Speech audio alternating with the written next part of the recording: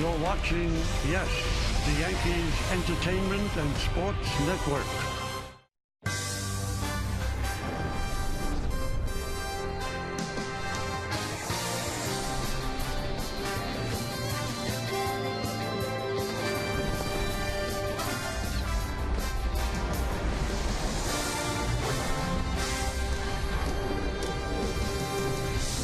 It is New York on Sunday, and it is a beautiful 67 degrees here in the Bronx. And it is time for baseball. Hyundai presents the Sunday game of the week. It's the New York Yankees against the Toronto Blue Jays in the final game of a 4-game set from Yankee Stadium in the Bronx, New York. Hello, everybody, and welcome to Yankees Baseball, along with Paul O'Neill. I'm Michael Kay. Well, the Yankees have made it 3 in a row against the Toronto Blue Jays yesterday. And yesterday, a little bit of a different lineup for Joe Girardi. He starts Travis Hafner against a lefty. You know what? It paid off. It did. After getting the first couple games off against lefty, yesterday against J-Hap, boom, a huge 3-run homer out into right center field. Good at bat. Later in the game, another good at bat. Bam, a triple off of Davis's glove. He was a big part of their offense, and he has been all year, Michael. He has been unbelievable, and that's why he's smiling. Now he has to take a chance, obviously, against a knuckleballer. This is what he's done this year: 309, 6 home runs, 14 ribbies, 12 runs scored. The on-base percentage is great. The knuckleballer I'm talking about is last year's reigning Cy Young Award winner, R.A. Dickey. That's what he did with the Mets last season, first and second in every important category. But then you look at this season with Toronto, 2-3 with a 4.66 in 5 starts. So, Paul, what's different? Well, they brought him in to be their ace, and you know, the knuckleball has always been a pitch that just mystifies people on how to control it. You see that. When you want to hit a knuckleball, you look up in the zone. So far, he has been up in the zone. He's had a couple good games. He also had a game where he had a cracked fingernail, and that really goes against a good knuckleball. A lot of games left. We'll see what happens with R.A. Dickey. He's going to try to salvage the final game of this 4-game set. He'll go up against Phil Hughes. He's gotten better as he's moved along. We'll break that down and show you the progression when we get back right here on Yes.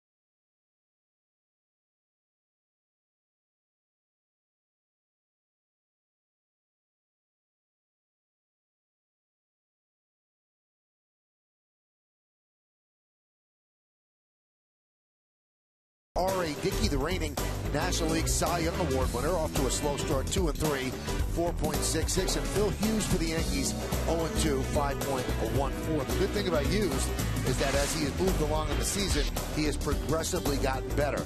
Bad start his first time in Detroit, then another bad start against Baltimore, and then it got better. 7 innings against Arizona his last time out, probably his best start of the year, and that was against Tampa Bay. 7 innings, 6 hits, and 2 runs. He has not had a decision in his last 2 starts. He could be getting better.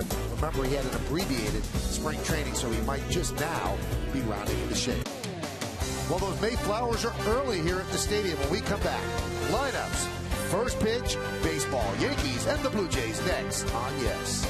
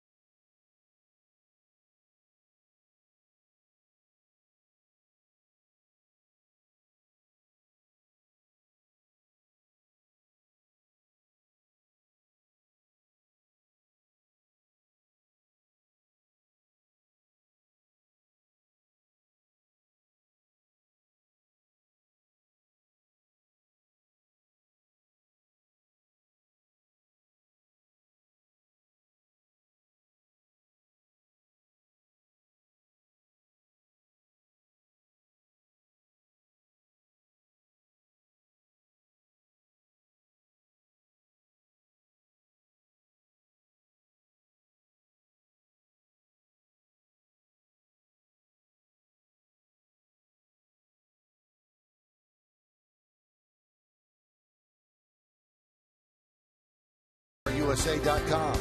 By Geico, 15 minutes could save you 15% or more on car insurance.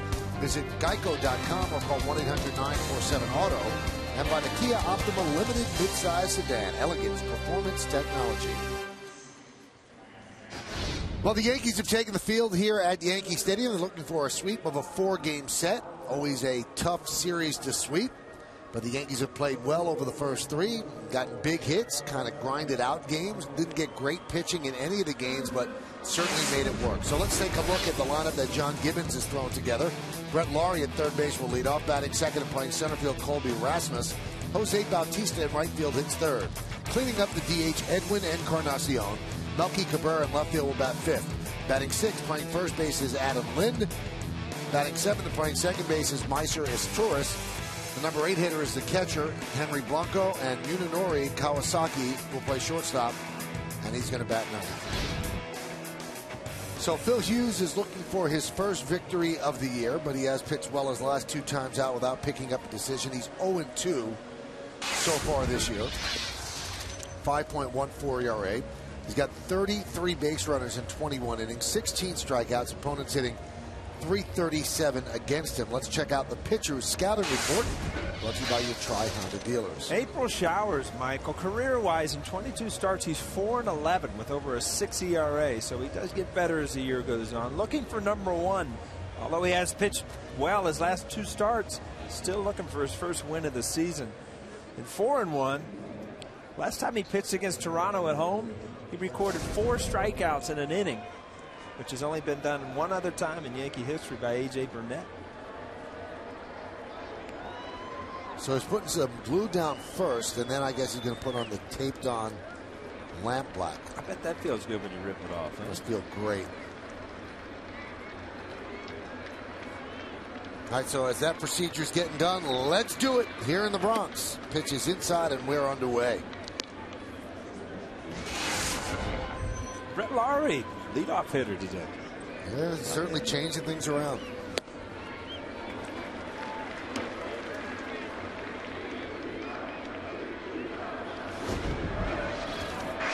Rajay Davis, who's been their leadoff hitter, he gets a day off and he has an 8-game hitting streak.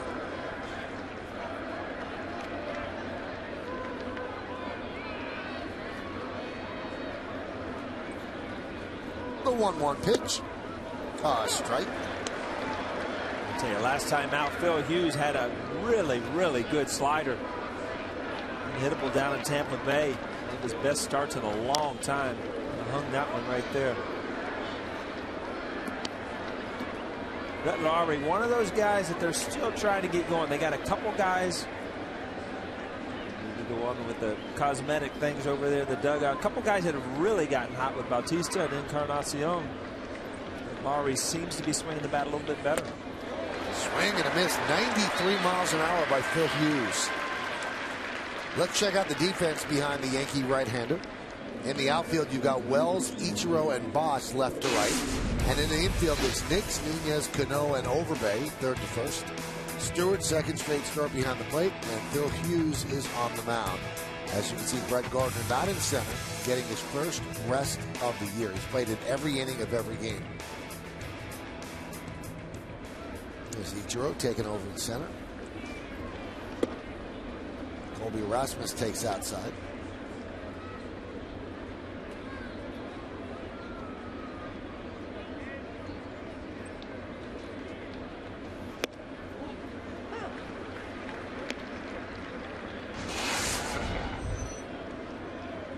Colby Rasmus getting the day off yesterday, but had a big at bat leading the 9th inning off Jabba Chamberlain. Struck out on a breaking ball in the dirt. Really, really big at bat for Jabba to get that first out. He hasn't had much success here at Yankee Stadium. Rasmus just 3 for 41 at the new place. Let's look at the game time weather presented by Bigelow Tea. It is a balmy 67 degrees, 31% humidity, 6 miles per hour wind, and it is a great day for baseball. You know, in some of those, you see some like athletes, you see Rasmus shoot one to left. Some of the athletes where they do the weather report. Have you seen any of those like on YouTube or something? Like guess weather guys. Right. That's what it is. That's you're should jump all over that. You think so? Love it. Love it. So does Bigelow T. I'd like to get you in front of those maps. Somewhere in Cincinnati, small little radio station, TV station, yeah.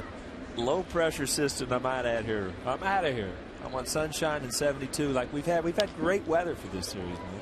Bautista pops one up, a long run for Overbay, can't get there. Now a little save by Paul Schreiber, the first base up. Long way to run because he's way off the line because of the righty swinging Bautista who pulls the ball. I mean, ideally, you want to be able to sprint to that fence and then find the ball, but you run out of time because his infield pop-ups just aren't as high.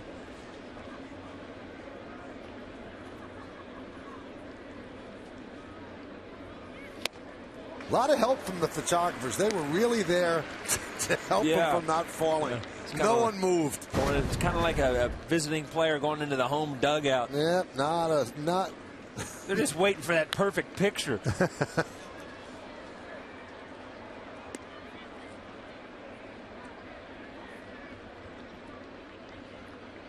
Yep, not too much help. It's quite a lens he's got.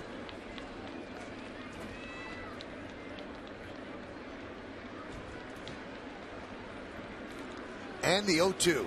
Swing and a miss on a breaking ball. Impressive first inning. Nice first inning. 1, 2, 3. The Blue Jays go down. Blue Jays nothing. The New York Yankees coming to bat.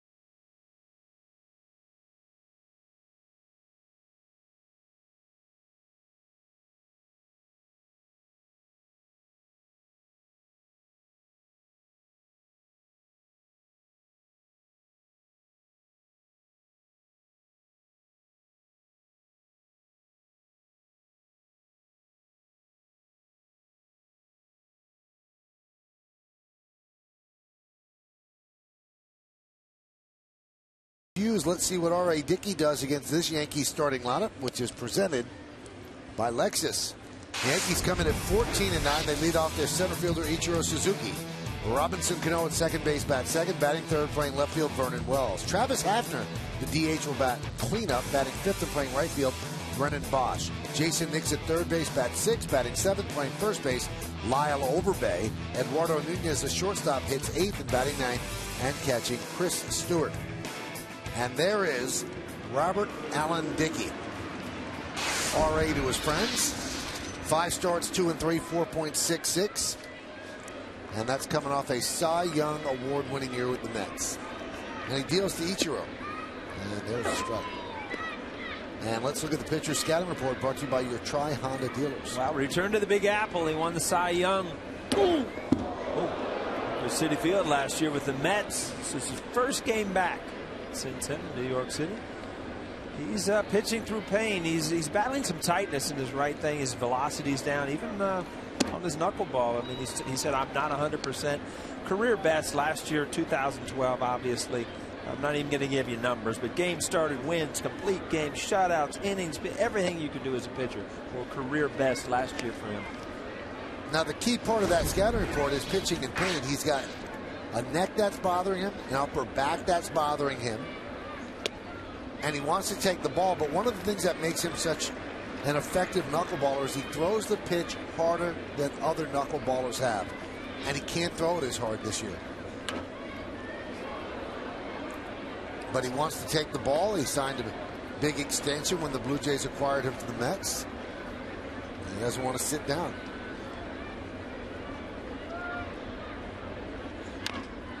Chopped slowly to third.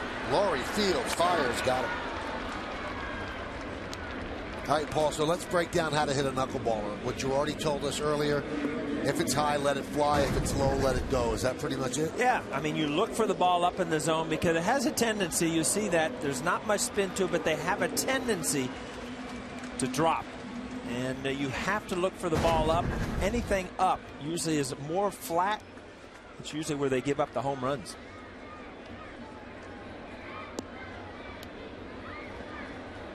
Here's Robinson Cano, 3 for 10 lifetime against Dickey.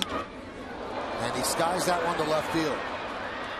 Melky battling the sun, makes the play. I don't know what Melky was battling out there. A little footwork issue, a little sun. You don't know going. He's got a lot of eye black on. Uh-oh. Yeah. A little salsa out there. Got the Bryce Harper look, doesn't he? With the curvature of the eye black. Well, Bryce Harper's off to some kind of start, huh? No sophomore jinx. Vernon Wells, everybody in the Yankee lineup has the best numbers against Dickey, 7 for 13. And there's a strike. That's 77, and it doesn't seem like much and doesn't seem like a big issue, but that's where he was during his Cy Young League. And earlier this year, when he had his problem, he was down in the lower 70s, 74, 73. A couple miles an hour. Changes the movement on the ball. Chop left side, Kawasaki sets, fires, and gets Wells, and that will do it. So both pitchers work a 1-2-3 first inning. We're going to go to the second. Knuckling along, no score.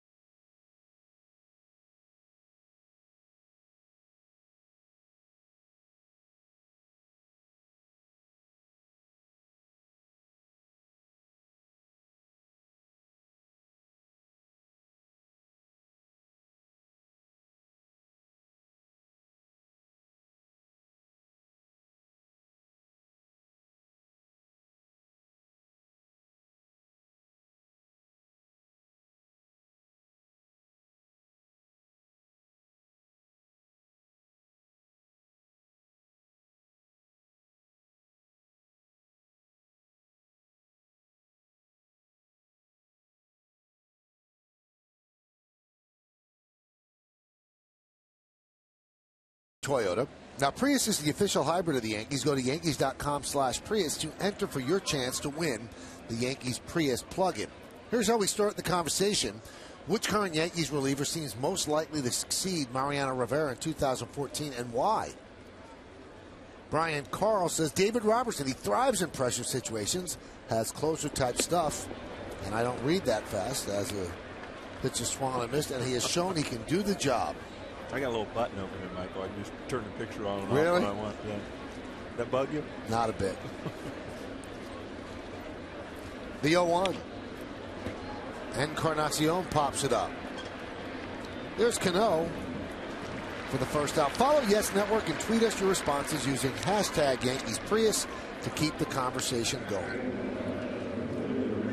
We talked about how hot Encarnacion has been. That's one of the few at-bats that looks like a pitcher actually got in on him. He's absolutely hit everything on the barrel this series.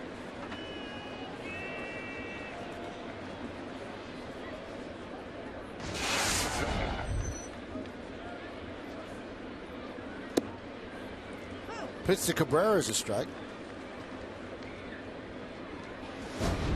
Feeling when you're, I mean, these 3 games, 4th game today, that, you know, the Toronto Blue Jays, every guy goes up there, pretty solid player, good players. It just seems like you got 9 guys out there playing an individual sport where there's no togetherness or something. They just haven't got it together as a team and know how to win yet. It's funny you mention that because a lot of teams make these big splashes in the offseason like the Marlins last year, and guys haven't played together. It's not basketball where they have that timing, but there has to be a togetherness aspect, a camaraderie, and you know, just throwing all-stars together doesn't always work.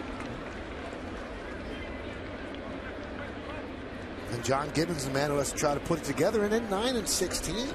Yeah, and they're in a division where you're not going to just go on a 20 out of 25 when you're playing, you know, the American League East day in and day out. Fly ball, left field, long run for Wells. He can't get there, but it's a foul ball.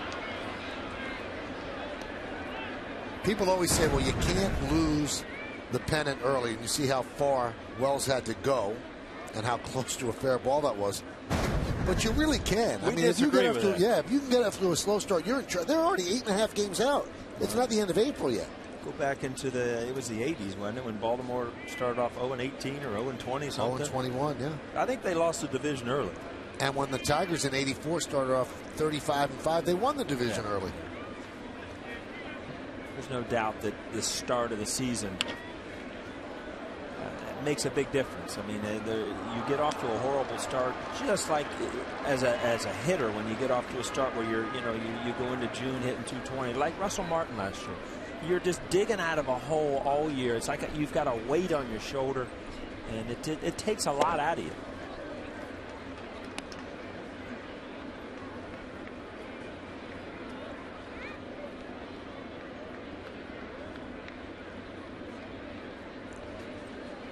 Here's the 3-2 to Melky. Grounded sharply to first. Nice play there by Overbay. He'll take it to the bag. 2 outs. We talked about Overbay. One thing he does not lack is defense. I mean, he's been very solid over there. Lately, he's got a couple big hits.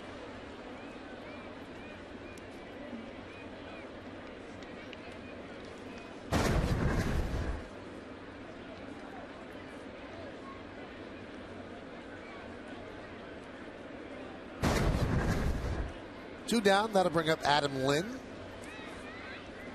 He returned to the team after a couple of days away for paternity/maternity leave.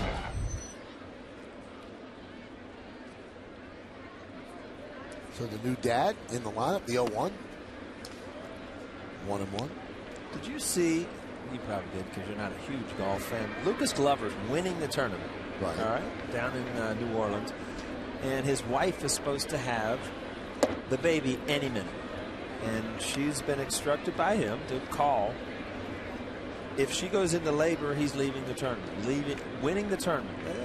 That'd be tough, huh? So this is going on right now? He'll tee off later this afternoon. So she calls like on the 8th hole. He's gone. He's gone. He's gone. Even if he's winning the tournament, he said he's leaving. And he's leading. He's now. out. He's up by a couple strokes. Wow. And he hasn't won in years since I think Beth Page when he won the Open. And you know at some point the kid's going to argue with him when the kid's like 13, 14. Yeah, looking at that trust fund, didn't have quite as much dough in it. And you know that Lucas will throw, you know, I gave up a tournament for you. Behave and listen to me. I just thought it was an interesting story. 2-2. Strike 3. Lind down looking. Hughes strong through 2. 6 up, 6 down. We're going to the bottom of the second inning. And Travis Hafner will lead it off.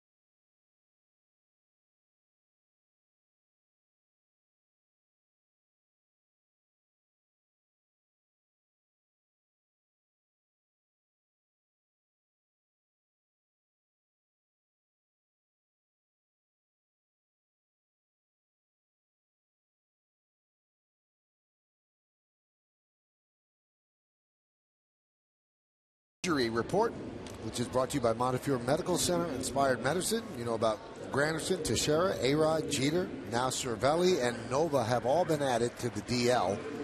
And also Kevin Youkilis could have been very costly for the Yankees because he played yesterday, and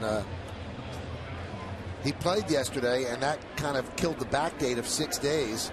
And he's out again today because his back's a little stiff, Paul. Yeah, I mean, he's been out. He's trying to fight through it. I mean, as a player, you try to do all you can. Stevie Donahue's been working day in and day out trying to get him back out on the field. And, you know, sometimes the body just doesn't react the way you want it to. We're pretty close to going on that list ourselves, man. I walk in and you're doing exercises on the floor trying to get healthy. I'm getting close. I feel a lot better, but you took the first step today. You're in some pain. You're playing hurt. That's right. We're grinding through this, aren't we? Today's the you know, a historic day. Paul had his first shoulder cortisone shot. I'm not a big fan. That needle's big too. Bigger than I thought. Some of my needles just aren't supposed to go in you, you know? Here's the 3-0 to Hafner. You see that knuckleball, the action of it, it almost looks like a breaking ball. I mean, from this angle, you see there's no spin to it, so as a hitter, you really can't follow where it's going to go, and it ends up dropping. That one's driven to center field. It's in the park as Rasmus is there and makes the play. There's so many differing theories on hitting knuckleballers, and I always used to hear the phrase, it's better if you're short and quick to the ball. Yeah. And then I'd see Darryl Strawberry own knuckleballers. You know, it's all about getting a good one to hit. You know, if they throw a perfect knuckleball, you're not going to hit it. And the reason, you look at the replay there, the reason it's so hard as a hitter, you're so intent on following the baseball by the spin of the ball. And there's no spin on a knuckleball. They take the spin off of it, and that's why there's no rhyme or reason which way it moves. You pick up a slider spin, you know which way it's going to go. A two-seam fastball, you can follow it that way. You can't follow a knuckleball. Halfway there, sure, you pick it up, but you don't know if it's going up, down, or sideways.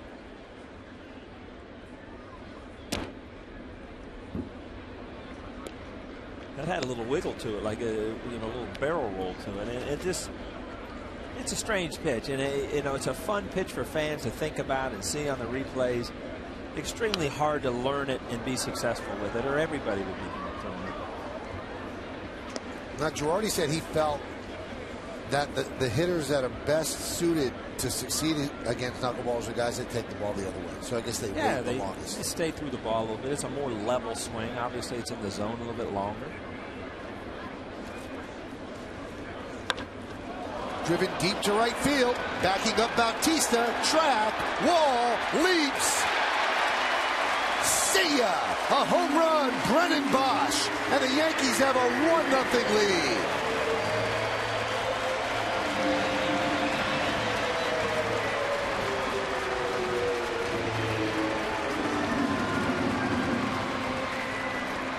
Well, we're going to see a replay, and we're probably going to see a knuckleball up in the zone, just kind of hanging there. My knuckleball pitchers hits. Their hits per home run ratio, probably the highest among all pitchers. Good sign here, Michael. The Yankees are 7-0 when they score first. You know what's weird about that? If you watch when Bosch hits the ball, Dickey doesn't turn around. He thinks the ball is in the bleachers, and it just barely eluded the leaping Jose Bautista. So he thought that Bosch hit a lot harder than he did. Let's take a look at the Yes Mo, brought to you by your Mercedes-Benz Tri-State dealer. A little bit too much spin on that ball, so it doesn't really drop. So kind of reach for it. Great extension. Just got enough of it. Fly ball left field off the bat of Jason Nix. Melky battling the sun and makes the play for the second out. Here's when Dickey delivered the home run ball. He doesn't turn. Then did a little hoping. The key to those. I mean, as a knuckleballer, you're going to give up some home runs, but if you can not give up the walks and hits before them, you know, it's 1-0, and that's not a big deal. So Bosch has not been getting that much playing time, but he clubs his second home run of the year.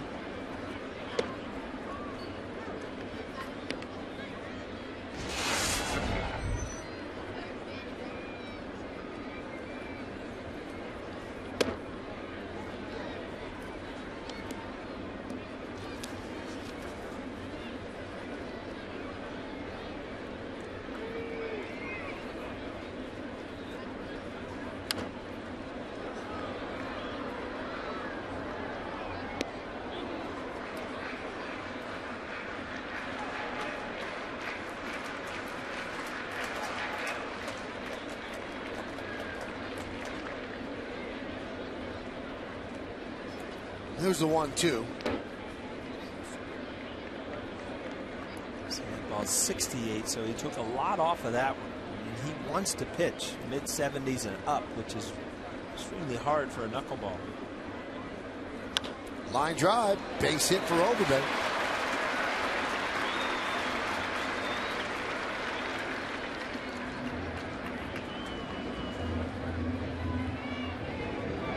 It's funny, a lot of pitchers, you know, when they start giving up hits, they try to make an adjustment as far as, you know, what they're going to go to another pitch or something like that, where, you know, if you're a knuckleballer, you're pretty much staying with what you go. You're you know, 90, 95, 99% of the time, you're throwing a knuckleball. Whether, you know, it's a good one or a bad one, that's what's coming. And that's what makes Dickey a little different, because he does throw the fastball every now and then, more so than most knuckleballers, and he keeps you off balance that way. His fastball is about 84. The one game that we talked in the pregame where he had a fingernail issue, he went to a lot of sinkers and a lot of changeups just to try to get by through the game because he wanted to pitch. And one of his worst starts of the year.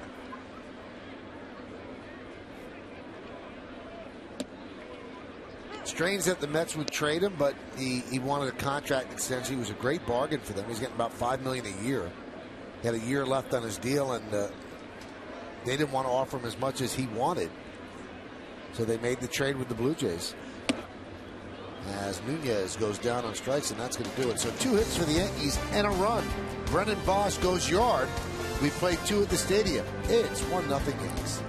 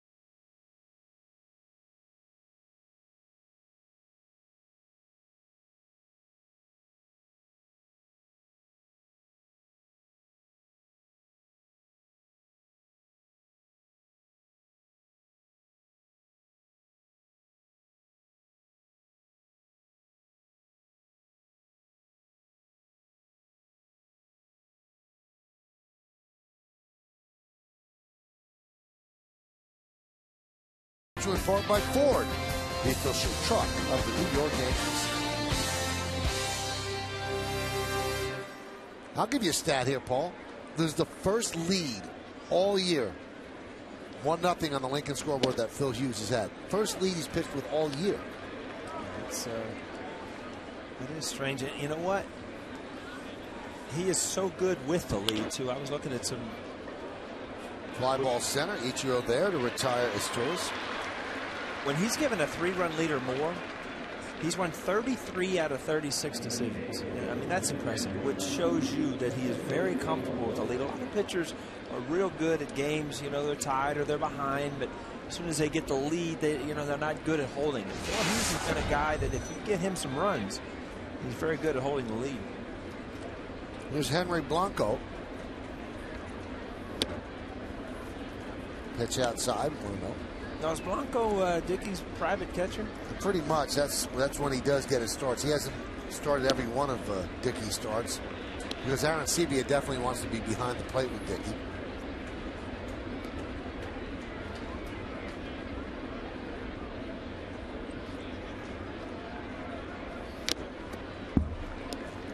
Very aggressive Hughes. He's got a good fastball today. Pounding the strike zone. Count 1-2.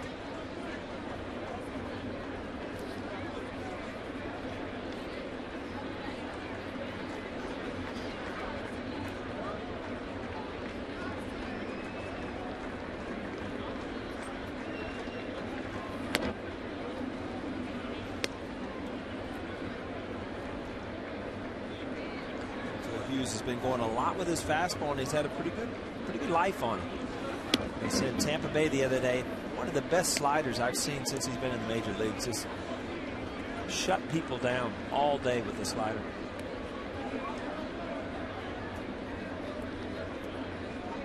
Full count on Blanco.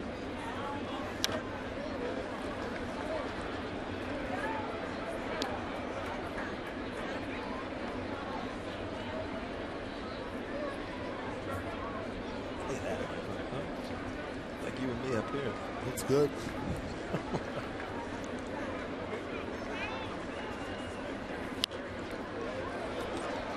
They all have a theory that I don't subscribe to.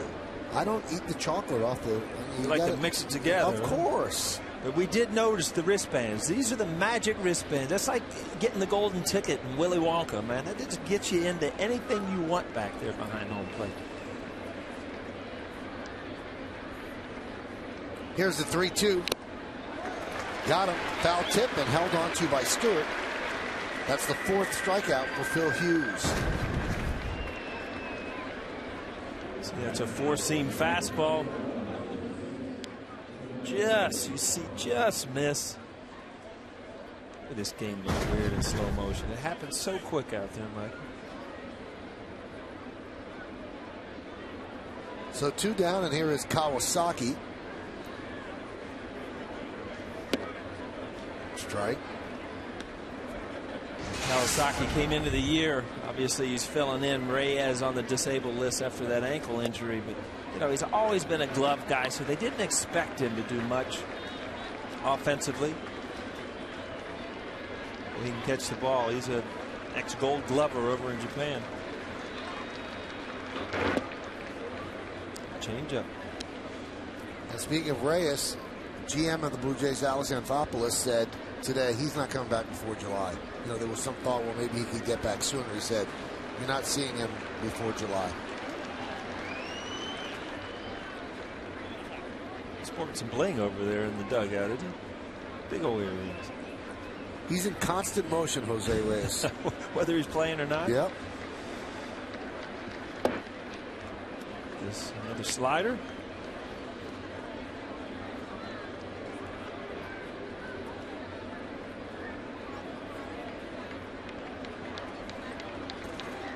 And the 2-2. 94-mile-an-hour fastball. 3-2.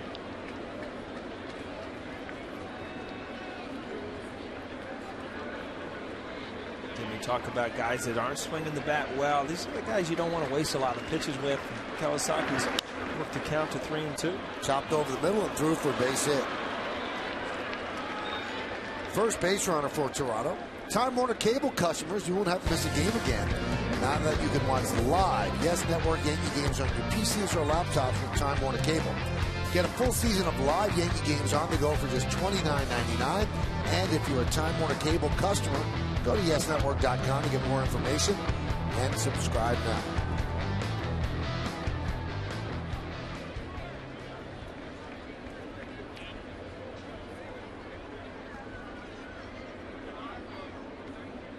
Yankees lead 1-0. Brennan Bosch with a home run off R.A. Dickey in the bottom of the second.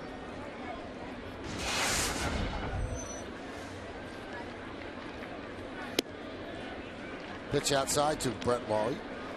Struck out in the first inning.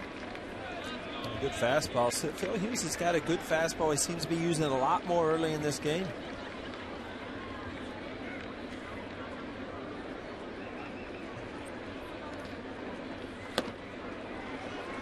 Boy, Laurie does not get cheated with his swings. And that high fastball, you see he missed that ways, but you know he's been hitting the ball to right center field, right, and so his approach is really to right center since he's been in this ballpark. He's 2 home runs, both to right field in this series.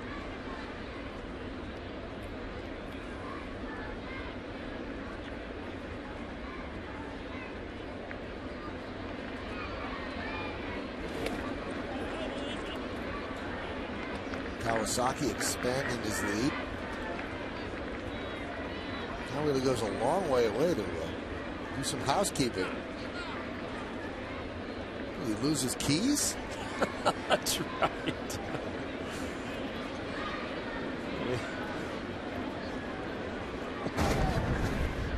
Michael, that was a good one. You're on your game tonight. You know that? Hang on a second. Look, let's take a little break here.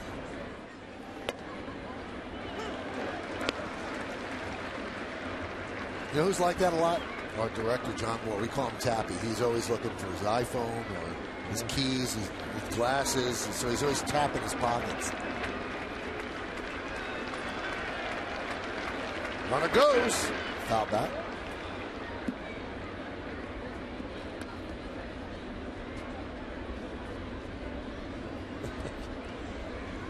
He calls himself Energy Boy.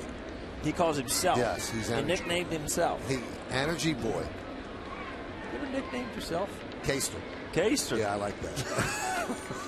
Sounds like Shooter McGavin's. Caster. Seriously? I don't nickname myself. I don't even like myself. What am I doing? Well, if you don't like yourself, nobody else will. Exactly. You better start. The 1-2. What in the world is he doing over? No, I want you to watch his false break. Usually you act like you're going to steal. This is really going to fool him. He's spinning his tires over there. He's Energy Boy. You know what? That is like Barney Rubble over there. He doesn't need keys for his car.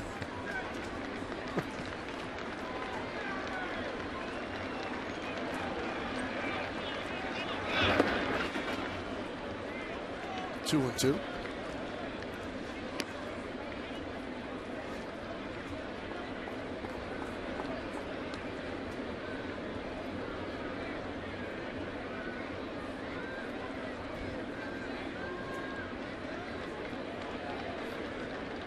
That's a big lead.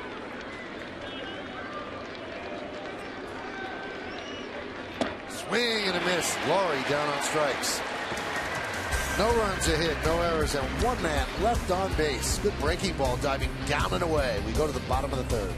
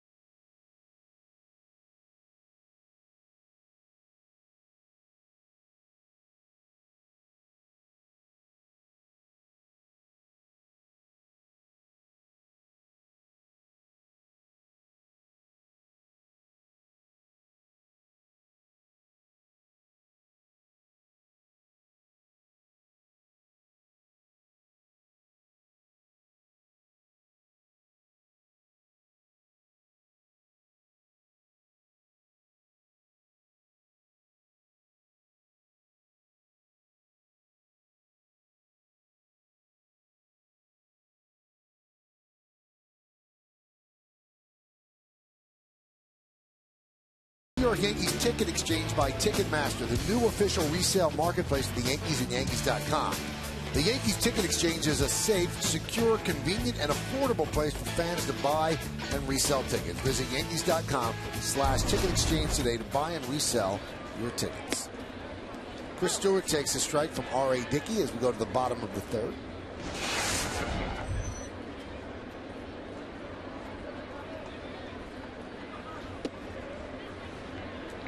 Lincoln scoreboard, 1-0 Yankees on the Bosch home run with 1 out in the second.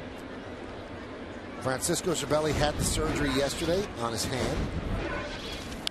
And I finally got the answer from Joe Jordan. It was a good one. Why catchers put their bare hand in front of them, leaving it open to a foul tip, even though there's nobody on base. He said, you always do it with 2 strikes. And I said, why? No one on base. And he said, there's still a reason. He said, because if a ball's in the dirt and a swing and a miss and the ball gets by you, the guy could reach first base. And he said, it's easier with your hand in front of you to turtle your shoulders. He says, if one hand's behind you, it makes it flat and the ball could get away from you. Well, you get the good stuff, you know. Good knuckleball here. You see very little spin on this. That one goes kind of sideways. That's, again, as a hitter, you expect it to kind of drop. That one just sailed.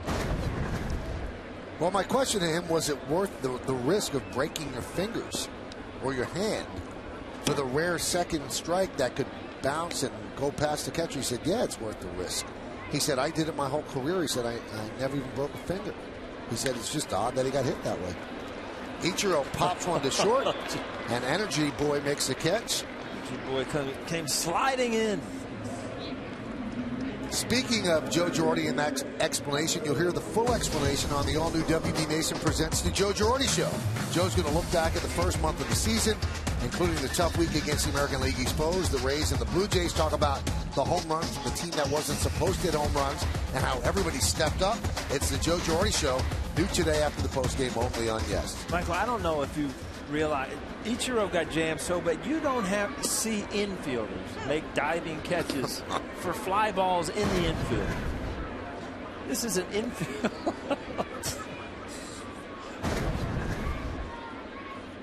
The 0-1.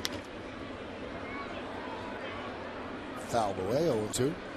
And every once in a while, as a hitter, you wait so long on that knuckleball. It's not the speed, you just wait too long, and you see that right off the label.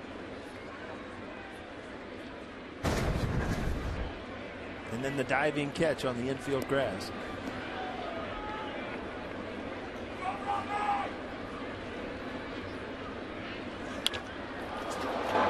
Fly ball, center field.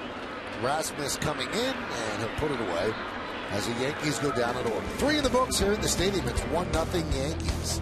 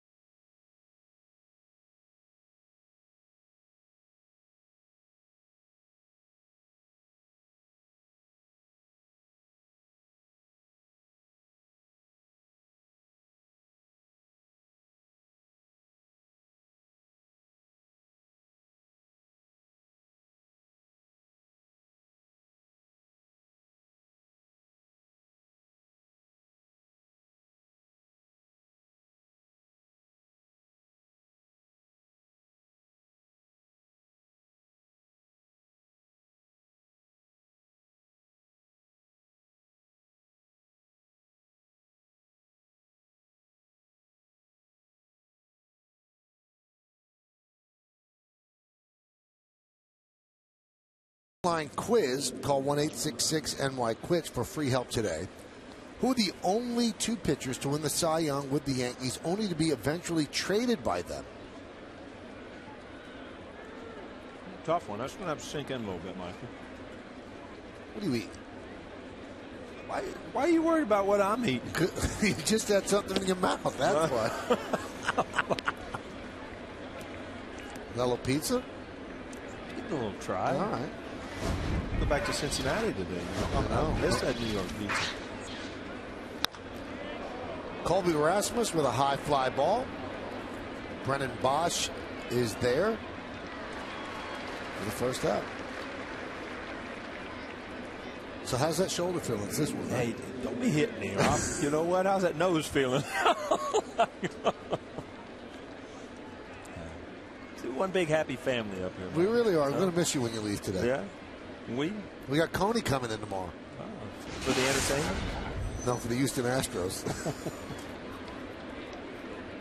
Here's Joey Bats. Jose Bautista. Count 1-0. Long home run yesterday. I thought he got his second one. Brett Gardner made a great catch in center field. There's that slider. Boy, that's a good pitch.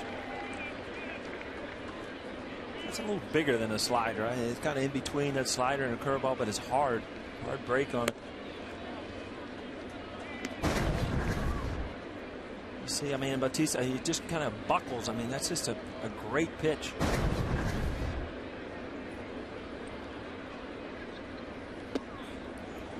Is that it again? Same one? Yeah, but that actually kind of backed up. You see the completely different pitch because it kind of rotates, and you see it doesn't break this way. It kind of actually goes back that way. Kind of fools the hitter. A lot of the plate.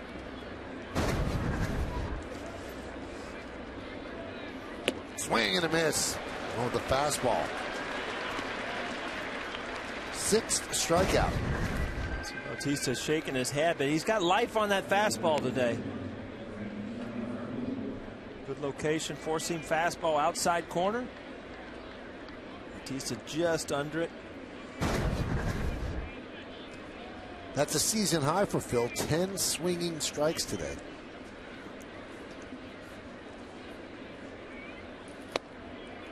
Encarnacion takes the strike. You see Phil Hughes is very happy with that fastball today. Not afraid to throw it by even these power hitters.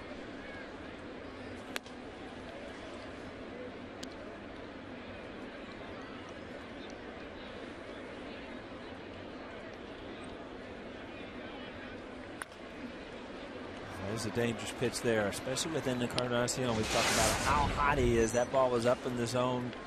Off-speed pitch. Another slider that just didn't have a downward action, just kind of stayed there. Slow roller up the third baseline, and it's a fair ball and a base hit. So Nix took the chance that it was going to roll foul. It did not. So a base hit for Encarnacion. Weird game, Michael. This is the same guy that hit 2 home runs the other night, 430, 440 feet. And the box score, they're both hits, so right. Looked like he was going foul. Yeah, the perfect infield here. There's no crown on it that makes that roll fair or foul.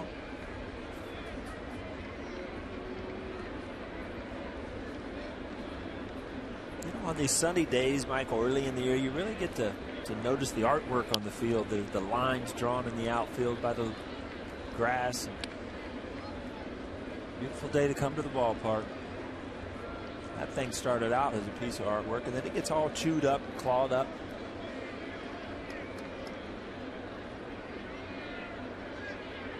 You know, Michael, we got into all the stick balls and all those things, the games the other day. See that green grass? We have a lot of that in Ohio. That's why we play home run derby. Look at that. Isn't that beautiful?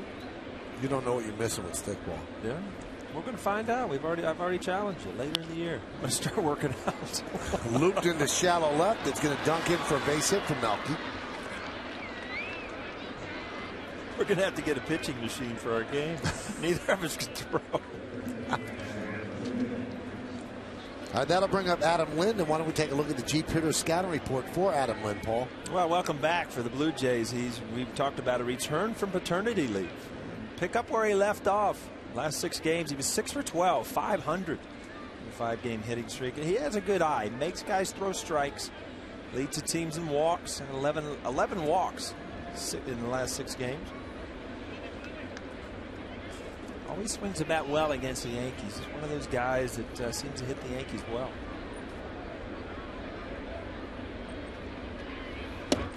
How's this for a rally, Paul? A slow roller down the third baseline and then a looper over the head of the shortstop, and you're in trouble. Absolutely. And Phil Hughes, this is really the first time that he's had any sense of trouble today. You shut this down, get a big out here, get your offense back up there.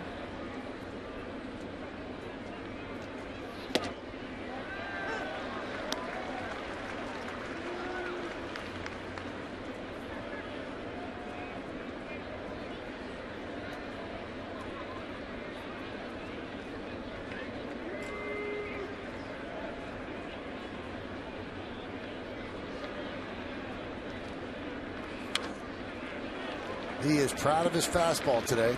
1-2. Tell you what, it's really going to set up well for him to go late in the game, because he's going to be able to go to his breaking ball second, third time through the lineup and be a completely different look for some of these hitters.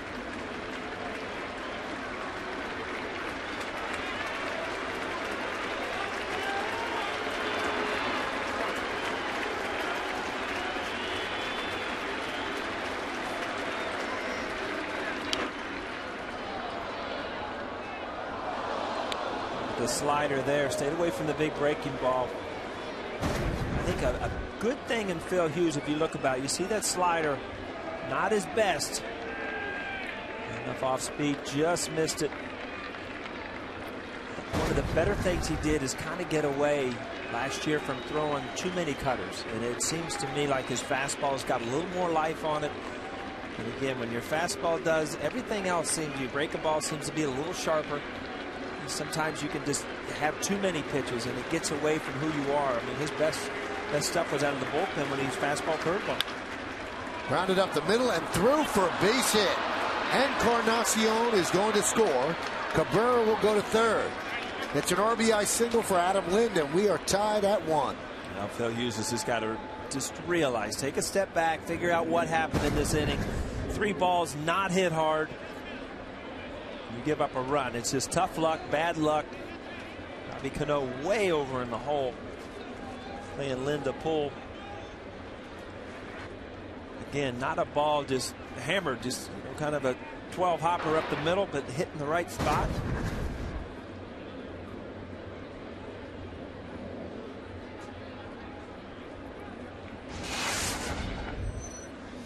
Here is Esturis.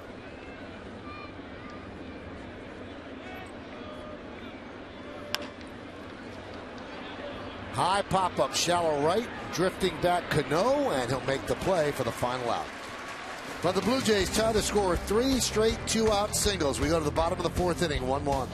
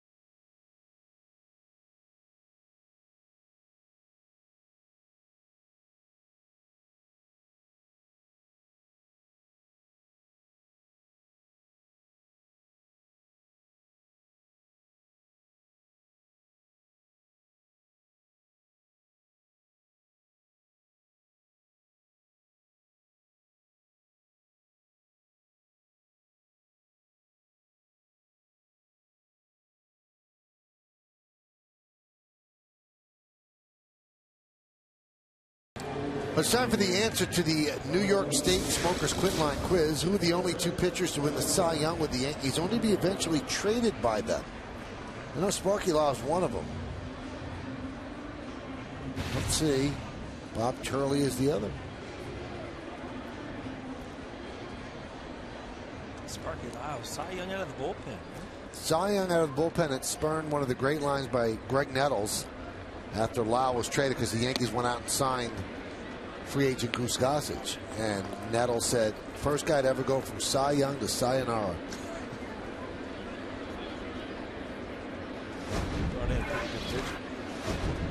Yeah. The 0-1. Vernon Wells grounds one to short. Kawasaki. Here are the seasons that led to the trade. So in 77, Lyle 13-5, 2.17, 26 saves, and then he was traded to the Rangers. And then Turley went 21-7 and 58, great ERA, 19 complete games, traded to the Angels. Is that confusing you? 26 saves and a 13-5 record? Huh? Well, because they didn't pitch like Mariano, just one Right. inning. He came in, sometimes pitched 3 2/3 Sure. innings. But still, that's a lot of decisions and saves in Yep. the same year.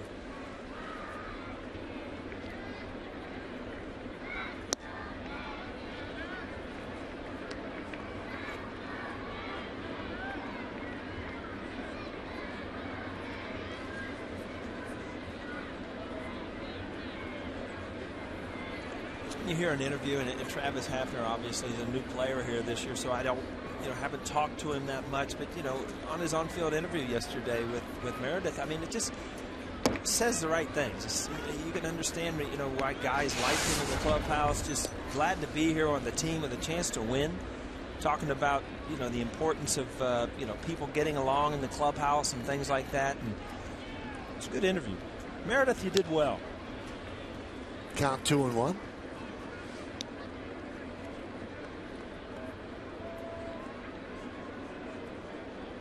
While you were packing up after the game, Michael, I was still studying, Oh, you have some nerve. You were out here like the Flash. Trying to beat traffic. Did it work? Yeah, you know what? I followed Mariano Rivera out of here, and I'm telling you what, there were people running off the sidewalks and everything else. That boy, he's like an Indy 500 racer. He's got a shortcut to the Deegan, though.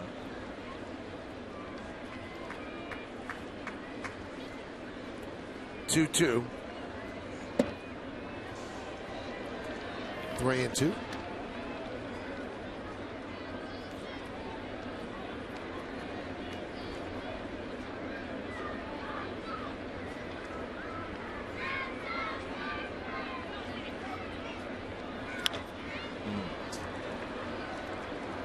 Long run for Kawasaki and Cabrera.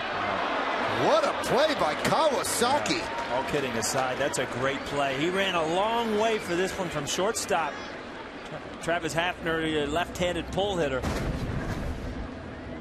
This is a tough play because of the angle you're running to reach back.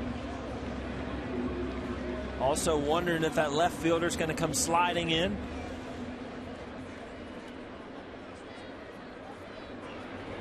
You see, he's all the way over by second base.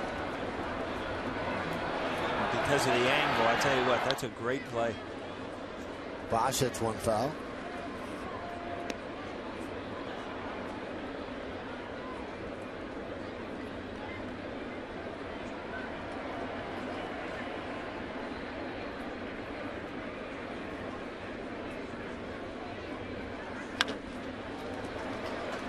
Looped into right center, and that is going to be caught by Rasmus for the final out of a 1-2-3 inning. So the Yankees go down in order, and we go to the top of the fifth. It's a 1-1 game.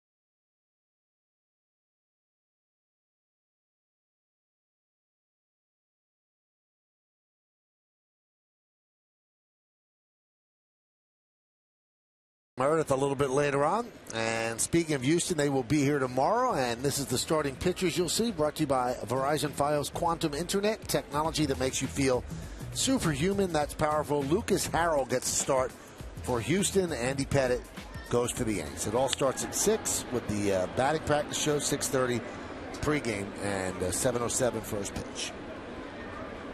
Henry Blanco fouls away the first pitch to start the top of the fifth.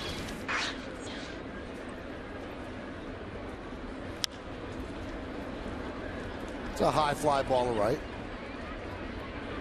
Now that gentleman that John Moore showed at the after Bob Lorenz, where is he looking?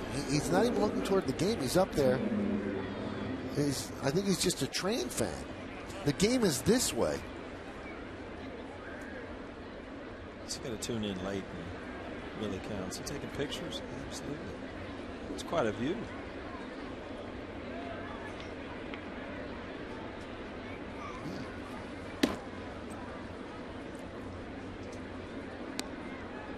Kawasaki, when he got to the dugout at the end of the inning after making that great catch on Travis Apple, did a little dance that was odd. And here it is, Paul. You can rate it. Make it like Dancing with the Stars. So get some congratulations, and then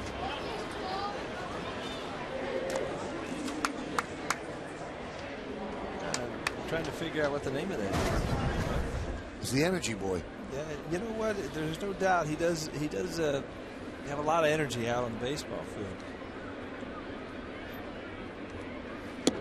Shows bunt, takes a strike.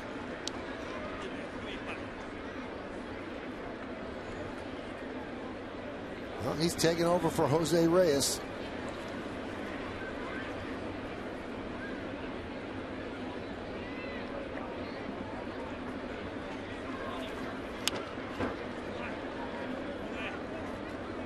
Spoil a little breaking ball there. That way, you talk about how he likes to emulate Ichiro. Exactly. Bail out and just flick it over there, foul.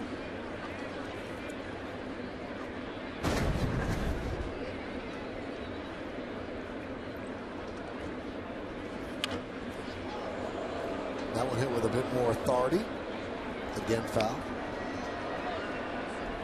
Amazing. Every one of these games, 4-game series, Michael, they've all been close, one-run games right to the middle of the game till the end. Keeps us on our toes in here, huh?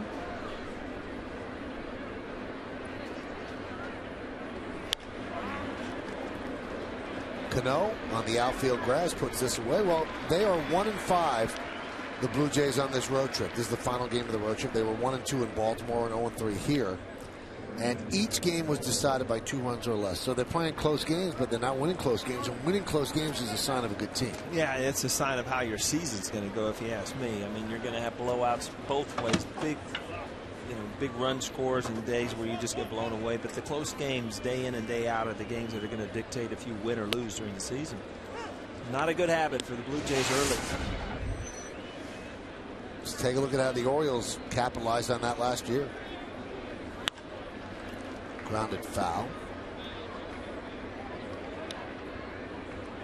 Well, you see how Phil Hughes is, working quick, throwing strikes, and it just, Laurie, I mean, it was, before you know it, you're 0-2, and it puts so much pressure on the hitter that it's just like the pitcher has complete control of what's going on out there when you are pumping strikes and not making people wait.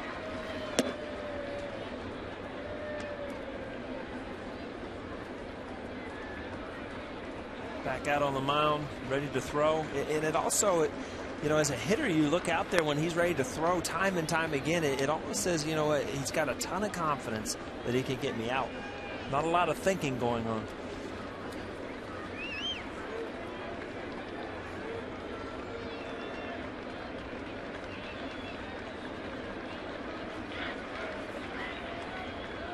Wait too long there.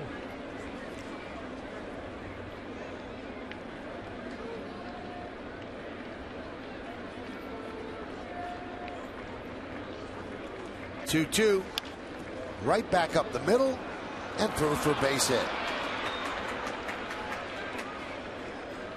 Two-out single for Laurie. Talk about Laurie's approach has been to right center, and this ball's on the inside corner. That's what just goes to show you, if you don't bail and you fight through that ball, you can get it up the middle or the other way. Good piece of hitting there. Just drew his hands in and just kind of shot it straight up the middle. Not a bad pitch. Didn't hit it on the barrel, got jammed a little bit, but strong enough to just drive it straight up the middle.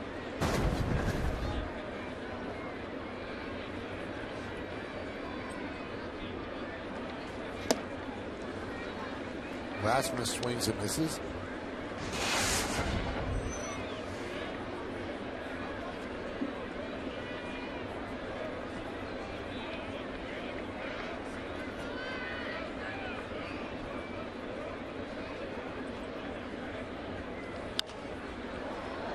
Away.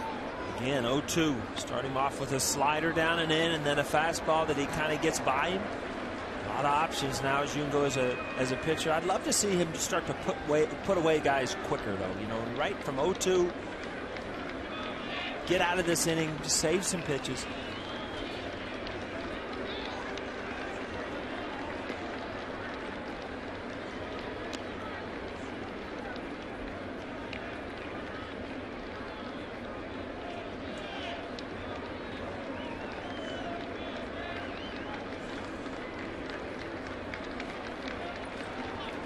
To the breaking ball. Runner goes.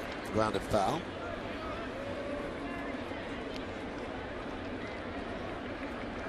Now you'd say that Phil Hughes pitched very well today, right? Mm-hmm. And you look, he's thrown 87 pitches. It's so strange with him. It's kind of the same thing with Nova. Strike one, strike two, very easy, but putting away hitters and getting outs, very tough late in the count. I mean, you're looking at 2 outs in the 5th inning. He's at 87 pitches, so maybe he gives you 6. And again, those are pitches right there that are wasted pitches. That ball up way out of the zone. You know, I'm more of a fan of going for that breaking ball down in that the guy has a chance to swing at, instead of setting up a next pitch where you don't have 6 or 7 pitches every batter.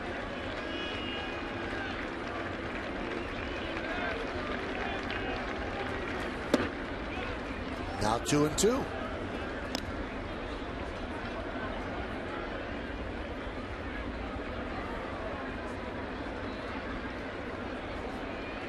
And just like that, he's going to have 90 pitches if he gets Rasmus out with this pitch, and he's really pitched very well.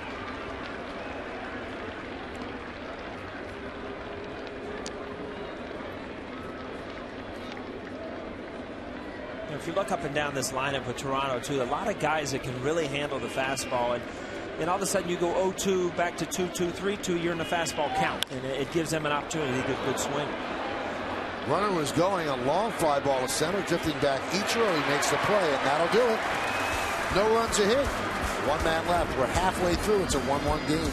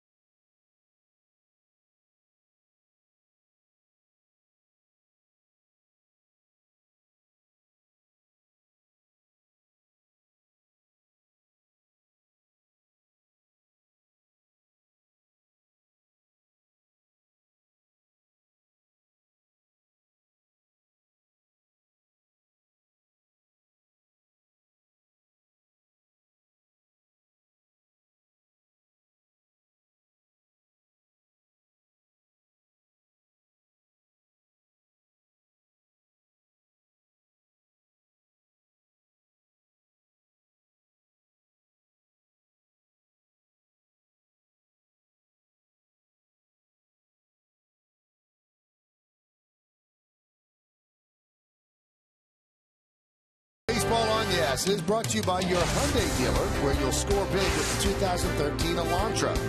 By Just for Men. Just for Men Auto Stop is foolproof. Gray is over. And by your tri-state area Volkswagen dealers. Visit VWDealer.com. So that knuckler's been dancing so far through 4. One mistake. Brennan Bosch hitting it out, and that's the Yankees' only run. It's 1-1, bottom of the 5th inning. It'll be Nix, Overbay, and Nunez here against R.A. Dickey. All right, I got a question for you, Michael. So you're a big R.A. Dickey fan because you were the Mets fan last year, right? Mm-hmm. And you saw him just do everything he possibly could for that team. Do you dare go into Yankee Stadium to watch the next player? Yeah, I see a guy with a Mets Dickey jersey on. Yeah? So there's a couple here? Sure. Isn't that against the rules? You're allowed to do that? I guess you are. Ground ball at Kawasaki, just gets Nix for the first out.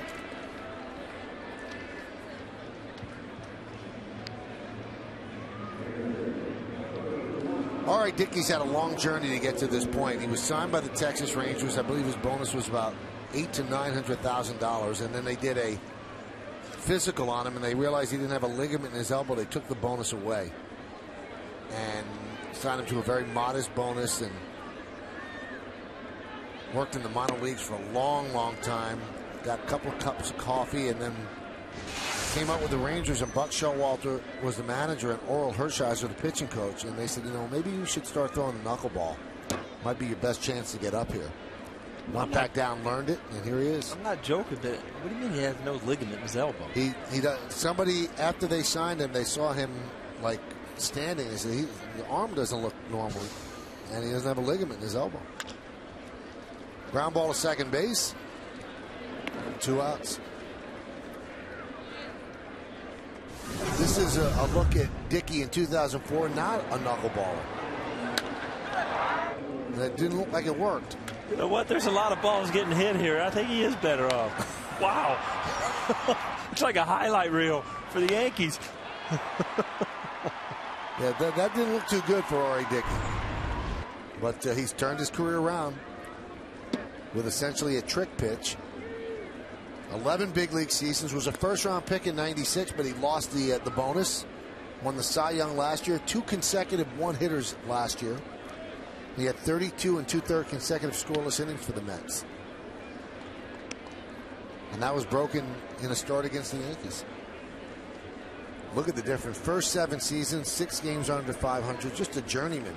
Last 4 seasons, he's ramped it up.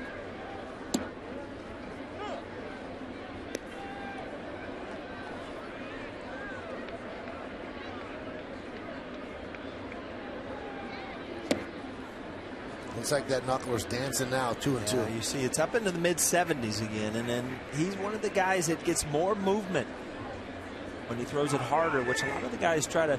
Remember, Tim Wakefield wanted it, you know, mid-60s to 67. It was kind of a floater. R.A. Dickey, he tries to throw that thing mid to upper 70s. And Nunez works a walk. You're looking back, Michael, I don't think he's thrown a fastball yet. I think it's been knuckleball every pitch, which to me tells me that he's got a good feel for it. He's got his fingernail back intact. We talked about he had that injury where, you know, as a knuckleball, you don't throw it with your knuckles. You actually dig your fingernails into the baseball. Without a fingernail, it's kind of hard to throw that knuckleball.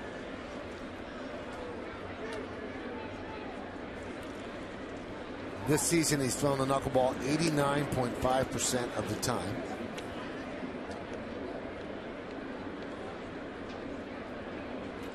Last year, he threw it 83.5 in the Cy Young year.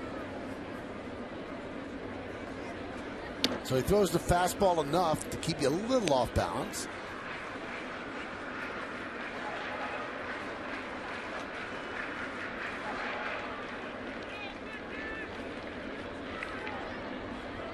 Both pitchers have been very efficient. I mean, base runners, hits have all been with 2 outs. All the Yankee hits, or all the Blue Jay hits, have been with 2 outs against Phil Hughes. Can you see the grip? The fingernails dug in the horseshoe part of the baseball. That one you expect. See, that just kind of sails. not enough is given credit to the catchers to sit back there and try to figure out where those are going. Do you ever remember the knuckleball wars out? You know, a lot of, as you warm up as a player, you kind of play knuckleball wars out there. And Wade Boggs is always good at that game. Somebody usually got hit in the thigh or something because they move so much. It's a tough ball for the catcher to catch. Just kind of stab at it. You see a different kind of glove too. Less padding around the rim of the glove. A bigger mitt.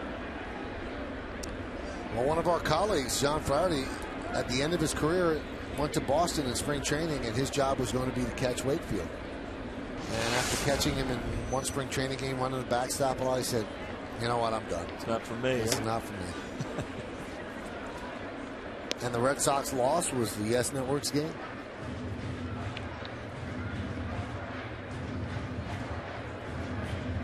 It's kind of a hybrid between a first baseman's glove and a catcher's mitt. And the mitt has Dickey's name on it, not the catcher. Private glove. Personal glove. So now 3-2 on Stewart. That's going to release Nunez at first. First baseman Lynn will play behind him.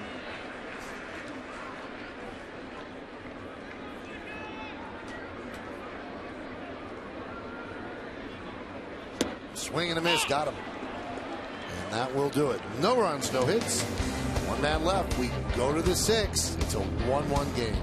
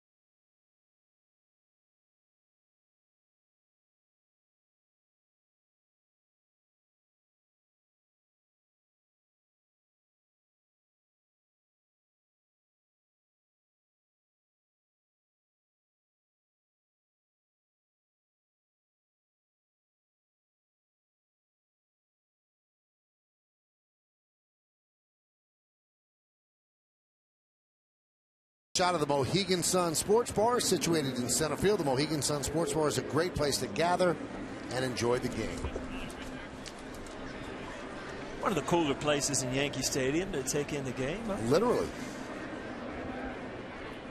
It's a break from the heat, yeah. Don't need it today. This is beautiful. It is nice. It's like a golf day, Michael. You don't even want to go back to Cincy today, do you? You want to do 9 holes today before I get on the plane? Couldn't pay me enough. What? Nope. Don't you have a bad shoulder? Didn't affect my golf game. I stink anyway.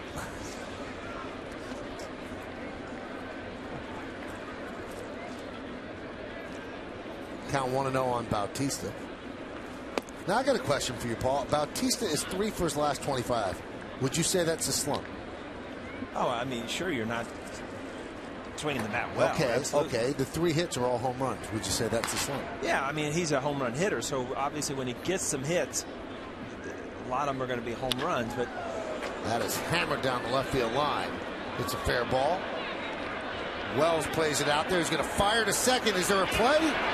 No, Bautista's in there with a double. Yeah, you know, home runs are not, I don't think any player's happy, you know, with 3 hits and 20-something bats. I'll tell you what, when he does make contact, he just generates so much bat speed. Got a lot of hook on that. Oh, you see Nick's trying to steer it foul. And, you know, Vernon Wells actually threw this ball too far because it hit and it had to come up. Took that extra time. Couldn't get the tag down.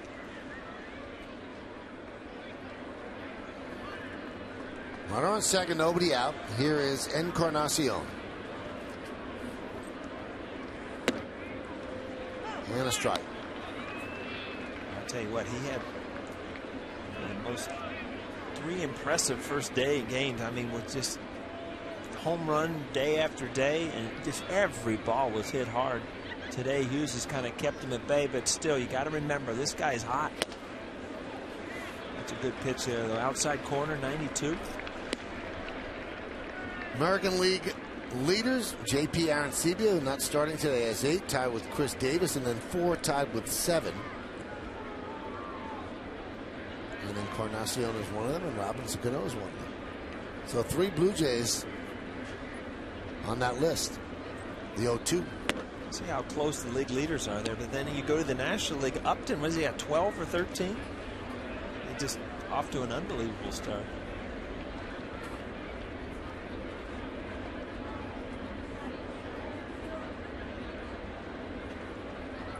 Right now he has. Swing and a miss. Encarnacion down on strikes. And sometimes as a hitter you feel so good, and that's kind of hanging slider. Just try. You see that bat coming around the ball, trying to pull it instead of just center it up. See him come around that ball. That front shoulder came out, and that's not the way he was swinging the bat the first couple days in here.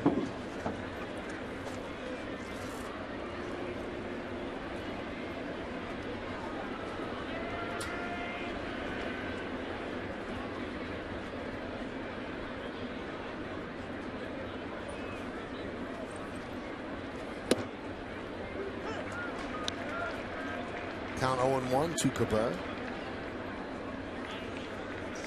Cabrera, pretty solid hitter. Obviously had an unbelievable year last year average-wise, but so far this year 3 for 17 with runners in scoring position.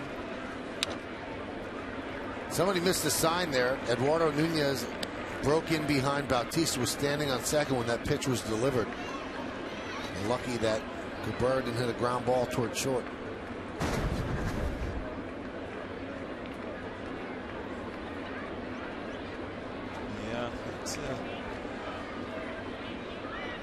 See Phil Hughes look back there. I missed that one. That leaves a big hole. When you see the shortstop go over there, you could drive a truck through that left side. And almost destroyed our camera. We'd have to do radio. Well, we got other cameras, but Melky would have been charged with the damage. The 0-2, 100th pitch. It's a beauty. Cabrera down looking.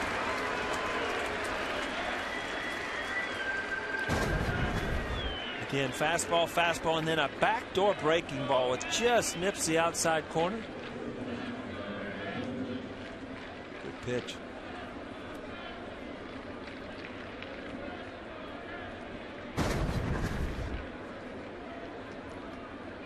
Eight strikeouts, a season high. Speaking of strikeouts, Adam Lynn was Hughes' first ever strikeout back on April 26th of 2007, and he's going to be an intentional walk right here. He's driven in the Blue Jays' only run today. And he's one of the guys. There's certain guys around the league that just swing the bat well against certain teams, and Adam Lynn has always been kind of a thorn in the side of the Yankees pitching staff.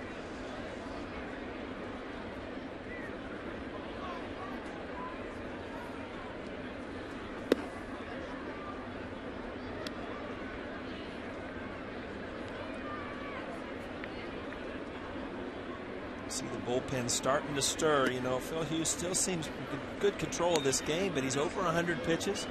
His season high this year is 109, which he's done twice.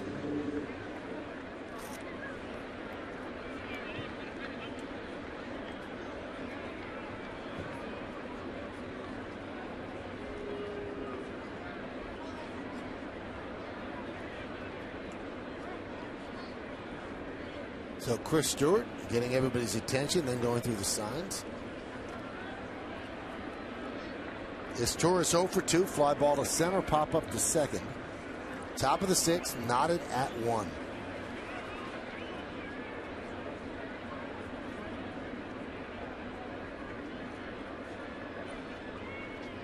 Runner goes. Easy stolen base for Bautista. Pitch was high. Again, those signals were, hold your ground as an infielder. We're not even going to try to throw. We're just going to trust that Phil Hughes can get that last out. You see the infielders not even breaking. Middle infielders hold their position. So did Lynn make a mistake not following Bautista? Well, a lot of times as a runner, you're going on what the guy at second does. Obviously, you can get a bigger lead and a bigger break. That one is driven to right field. Going back is Bosch. He's on the track at the wall. It's off the base of the wall. Scoring easily is Bautista. They will hold Lind at third. It is an RBI double for Meister Torres. It's a 2-1 Blue Jays lead. All of a sudden, that play becomes a little bit bigger, Michael. That's a run right here that Phil Hughes can save if he gets through this next hitter. This Torres gets a fastball inner half, not quite on the inside corner. Keeps it fair by not hooking it off the base of the wall.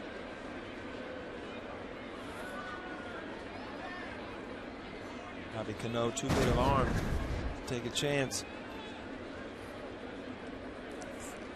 This copyrighted telecast presented by authority of the New York Yankees. It may not be reproduced or retransmitted in any form, and the accounts and descriptions of this game may not be disseminated without the express written consent of the New York Yankees.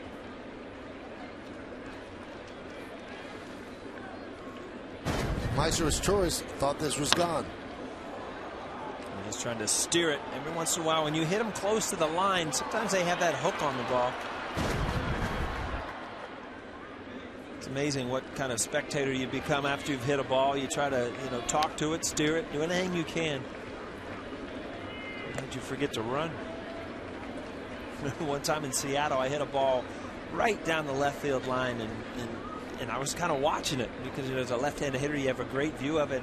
And from the dugout, I could actually hear Joe Torre screaming, "Run!" I was still in the box. Count 0-2.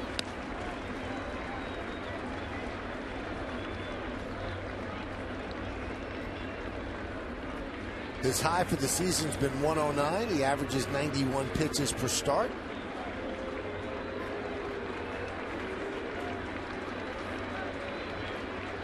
The 0-2.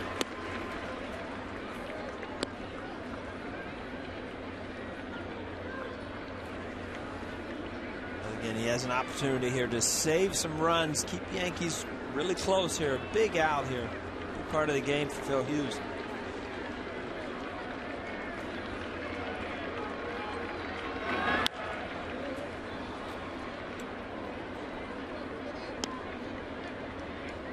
Amazing to me, Michael, how easy it seems he can get strike one and strike two, but then the foul balls start coming and the high fastballs, and just not able to immediately put away some of these hitters.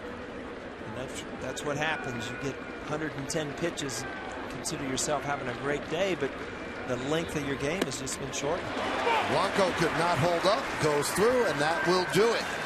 So he strikes out the side, but the Blue Jays take a lead on 2 hits.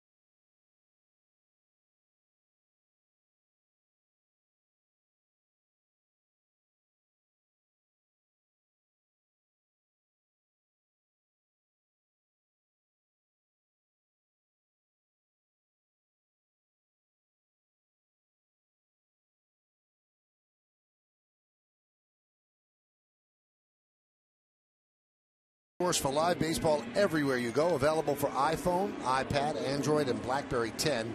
At Bat delivers Yankees baseball with live audio, pitch tracking, stats, news, highlights, and more. Text At Bat to 31826 or visit Yankees.com for details.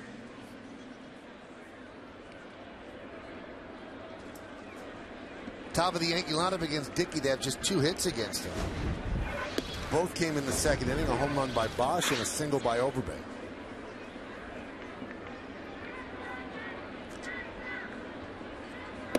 We talked about Dickey, and it's been a little inconsistent this year. He has had a couple good games.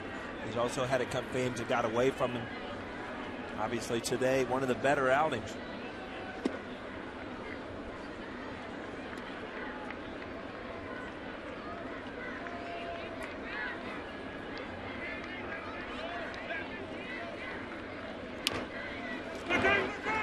Right back to Dickey.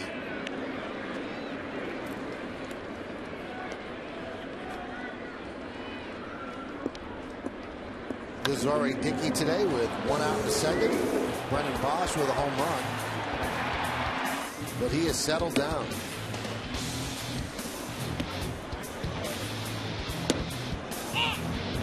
Baffling the Yankees along the way.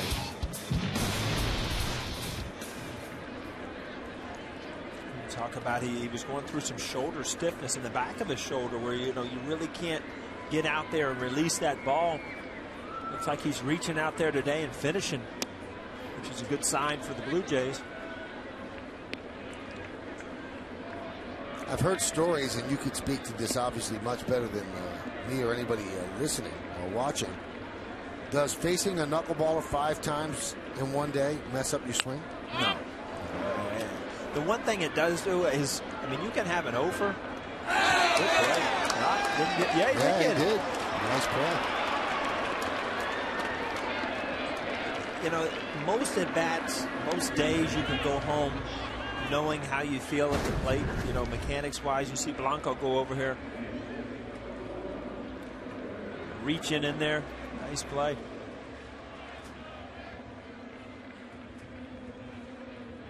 That looked exactly like a first baseman's glove there.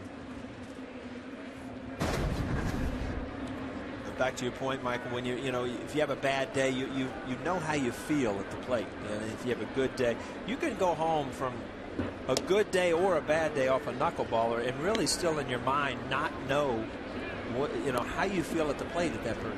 It's just a pitch that you don't see enough of, and you really can't gauge your mechanics because it's just it's a quirky pitch.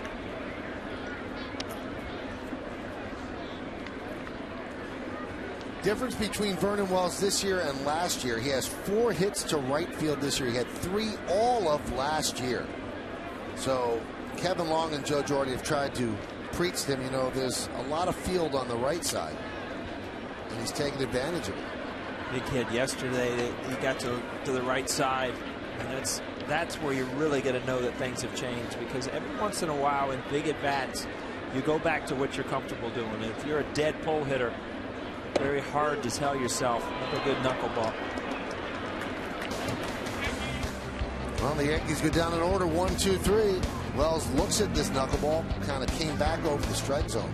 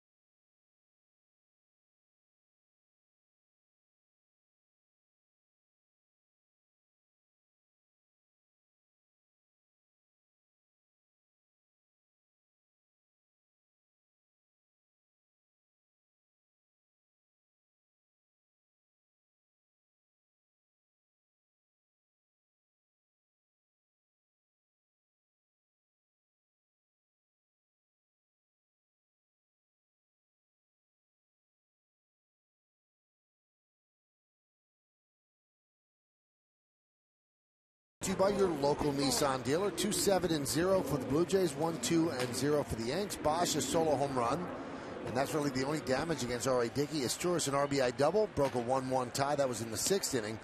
Hughes 6 innings, 7 hits, 2 runs, a walk, and 9 strikeouts. But his line is finished because the Yankees make the call to the bullpen. Brought to you by AT&T, and they will go to Boone Logan. So we gave the numbers on Hughes with 9 strikeouts. He's 8-0 lifetime when he has 8 or more strikeouts in a game. But the Yankees will have to rally for him not to pick up his first loss. This one's going to go in the den. Very nice. Logan deals to Kawasaki. Pitches high.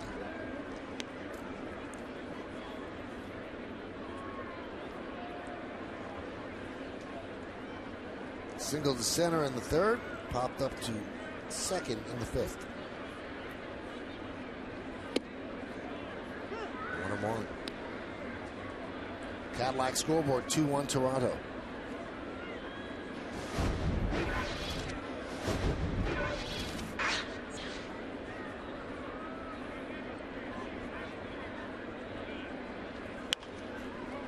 So, Michael, in between innings, I get a text. I check what's going on, and it's Woody. Right? He got his 18 in this morning. Right. But he threw the highlight of his day. Which was? He got hit with a ball from another fairway. That's his highlight. Didn't shoot too well, did he? Well, he doesn't even realize that ball was thrown by our producer, Bill Bowling. Count 2-2. I saw Adam Warren warming up. Usually your highlight is, I had a birdie, this or that, a hole in one, or bean from another fairway. But he's lived to tell it, so it's a great story now. Don't screw up. He's home checking you out now. I know.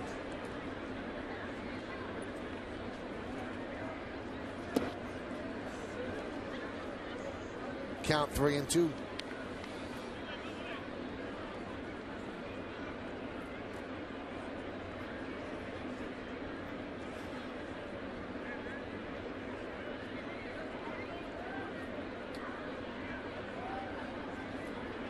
You think Kawasaki go a doubleheader? Has he got that much energy?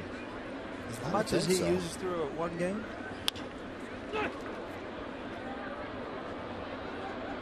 This is Kawasaki's day so far, losing his keys. And then he's got the Flintstone run. A sliding catch in the infield. Then a great catch in the outfield. Don't forget the dance now. There's the dance.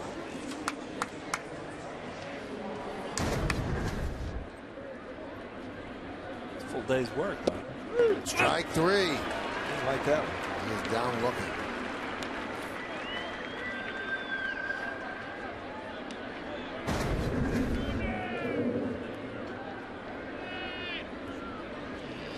Have to hit the corner. Didn't reach for it, but did hit the corner. Tough pitch. Back to the top of the lineup, and Brett Laurie.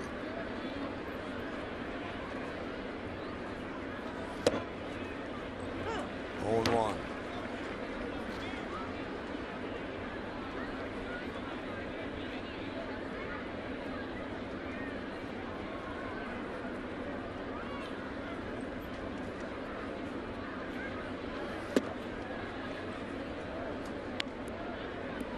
Logan, mid-90s lefty. You just not accustomed to seeing that a lot.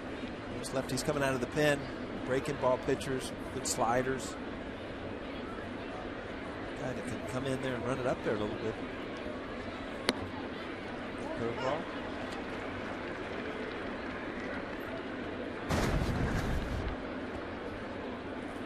Out around it. Pull those seams down.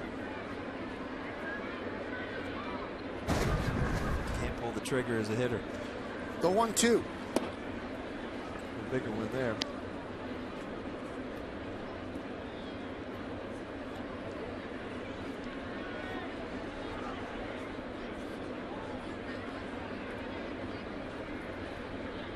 buzz around the Yankees. What is a new buzz around the Yankees, Michael?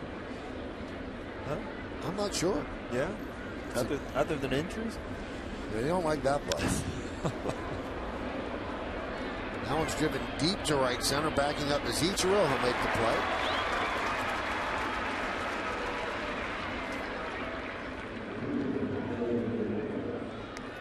This is a nice buzz. The Yankee bullpen in the last 6 games has been splendid. 4 for 4 in saves, 1.69 ERA. Picked up a couple of wins. Not too bad. That's a good buzz. Oh, in this series so far, Mariano's thrown well in the bullpen.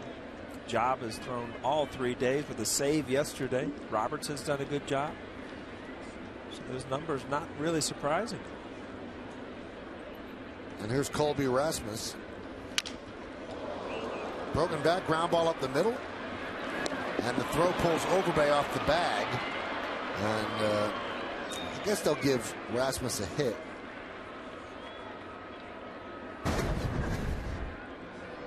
And they do give him a hit.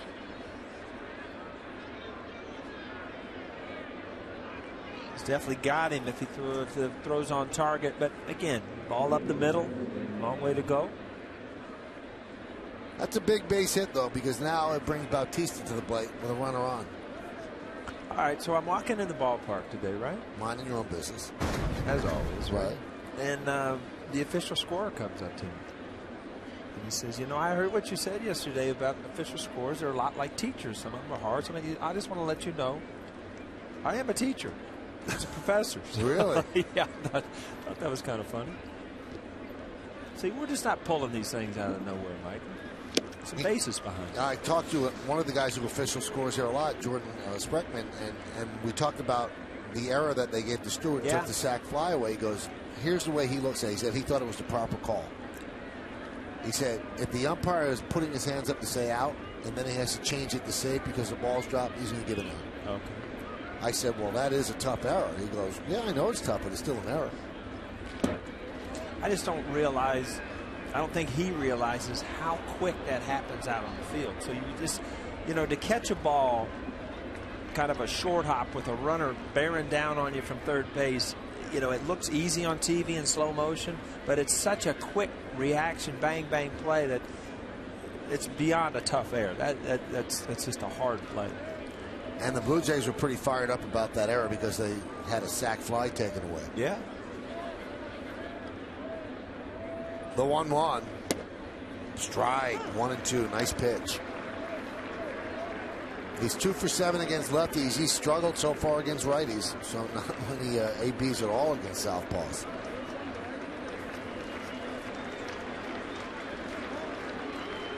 But both of his hits against lefties left the park.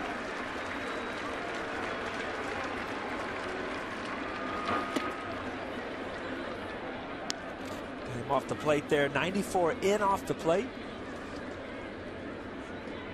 Bautista, you talked yesterday about dead pull hitter, but you know he can pull that outside pitch when he gets leaning over the plate. Important to get him off.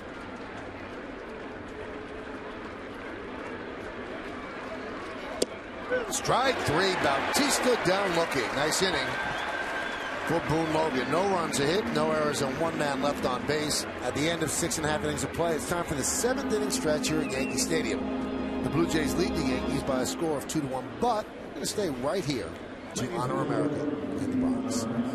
Move your caps. And please direct your attention to the area behind home plate. And welcome to honored guests of the New York Yankees. United States Marine Corps Sergeant Richard Buck, who served stateside at Camp Lejeune, North Carolina, and United States Marine Corps Major Tony Bancroft, who served in the global war on terrorism. The Yankees would like to say thank you for your sacrifice and service to our nation. Now, ladies and gentlemen, please join in Kate Smith's rendition of God Bless America.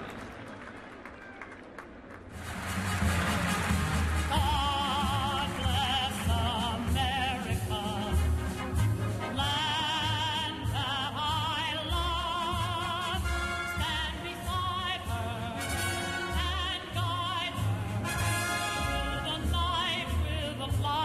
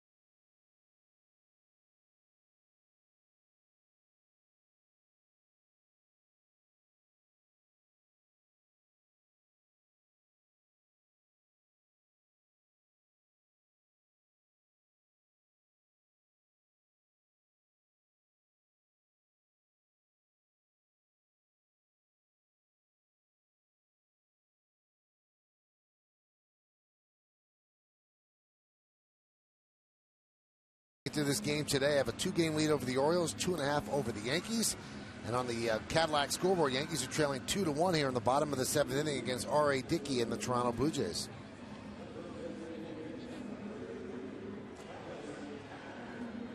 Uh-oh. To vote for the Chevy part of the game, visit votechevy.com. Results will be revealed in the post-game show. All right, so R.A. Dickey has been dealing. Just 2 hits by the Yankees, both in the 2nd inning. And it'll be Hafner, Bosch, and Nix here in the bottom of the 7th. And, Michael, if you're going to ask because of the shift, yeah, it is hard to bunt a knuckleball.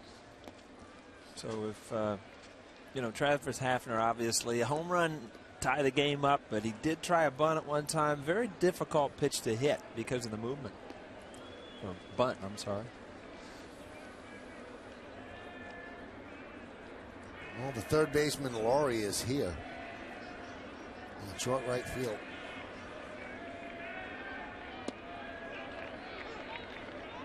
One and one. I figured Kawasaki could take care of the whole left side of the infield anyway. Huh? Well, it was a sort of shift. He made that great play in the outfield in the 4th. He can't take care of that. A base hit for Travis Hafner.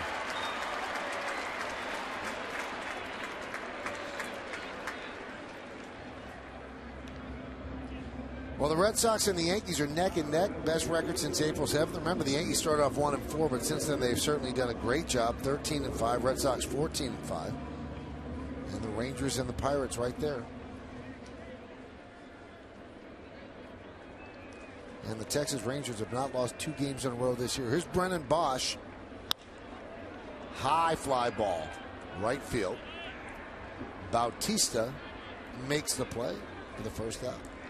And you see Bosch's frustration, and it goes back to, I remember facing Tim Wakefield. If you get blown away by a fastball, you feel like, the guy beat you. But, when you miss a knuckleball, because it's so slow, it just frustrates you because you know that, you didn't get beat. It's just the movement of the ball.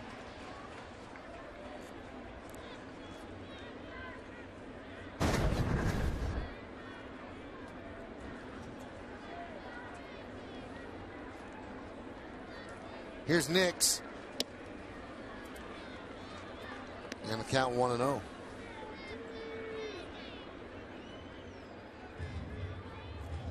Not that Hafner is a base stealer, but it's always important to realize how hard it is to catch a knuckleball. You can take some extra chances stealing bases because it's a tough exchange for a catcher to worry about catching the movement of that knuckleball and getting it out of that glove and throwing it to second base.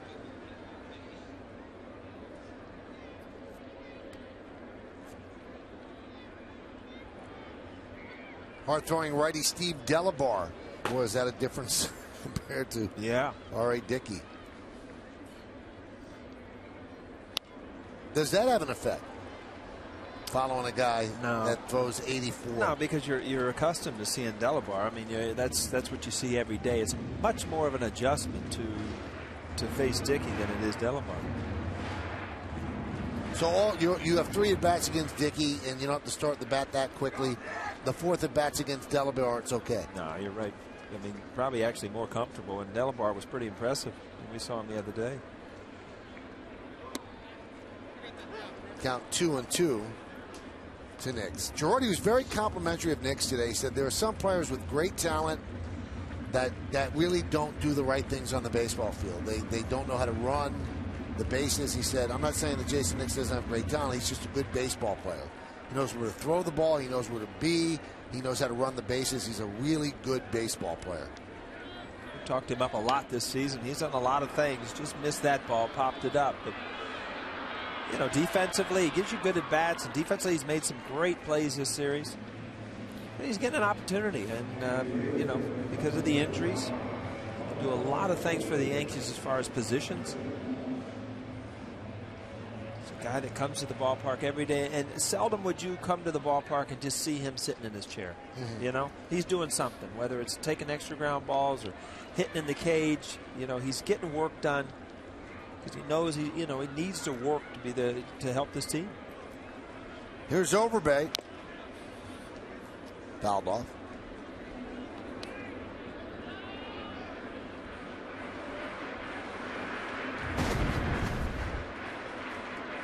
knuckleball. So you just sink at the end, so you hit the top half. Yeah, right back on the back foot.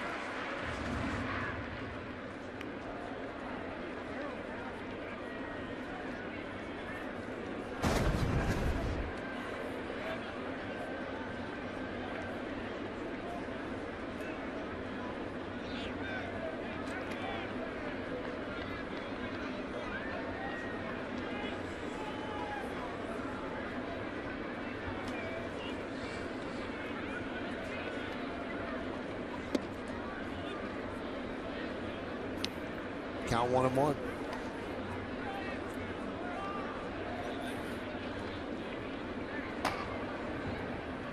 Robertson in the bullpen, and again we talked about how strong the bullpen has been, and there. High drive, right center, going back, Rasmus, track, wall, leap, see ya! And Robertson with the catch, and the Yankees with a 3-2 lead.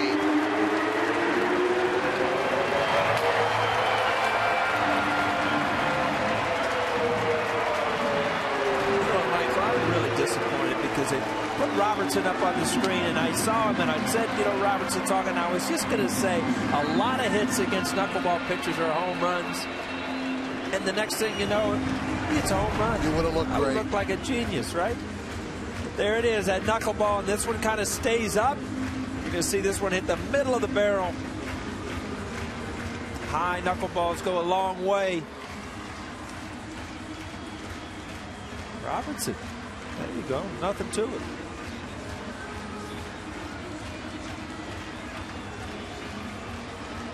Here, take this. Now give me the other one. Now he's got a big grin on his face because now he knows he's going to be in a situation to try to protect the lead. R.A. Dickey not happy. He didn't even look. Now he takes a gander.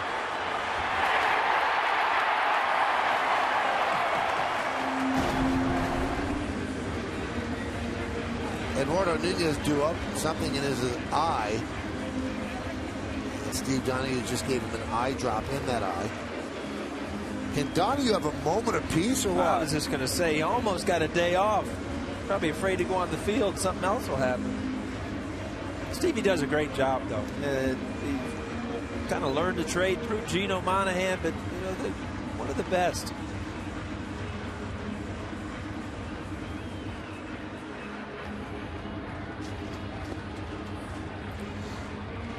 Let's check out the Coors Light freeze cam on that home run. Freeze it right there. See that baseball logo? You can almost read it in high definition. Michael, next time you sign an autograph, it goes right across there, right under the logo. You already knew that, right? Oh, yeah. Nunez shows bunt, takes outside. So the Yankees come back again. Overbay 3 home runs this season, 2 all of last year. High fly ball, left field. Cabrera is there, and he'll put it away for the final out of the 7th. A single by Hafner, and 2 outs later, Overbay goes yard into the Yankee bullpen where David Robertson is waiting. And Robertson is coming in right now.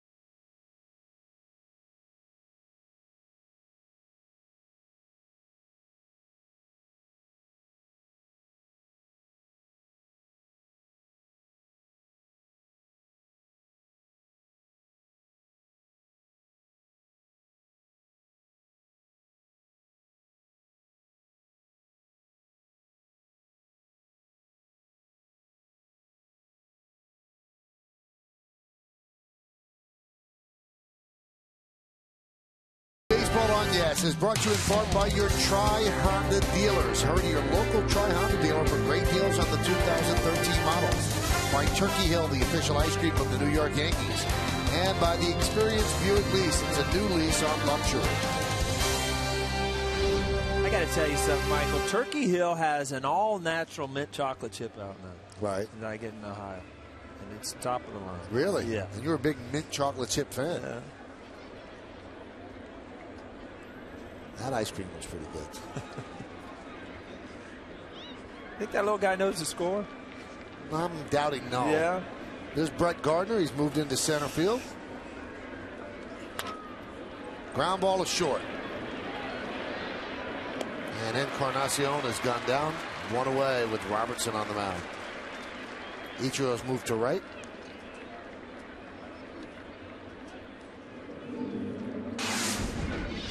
And there is Robertson's set of numbers. This is his 10th game.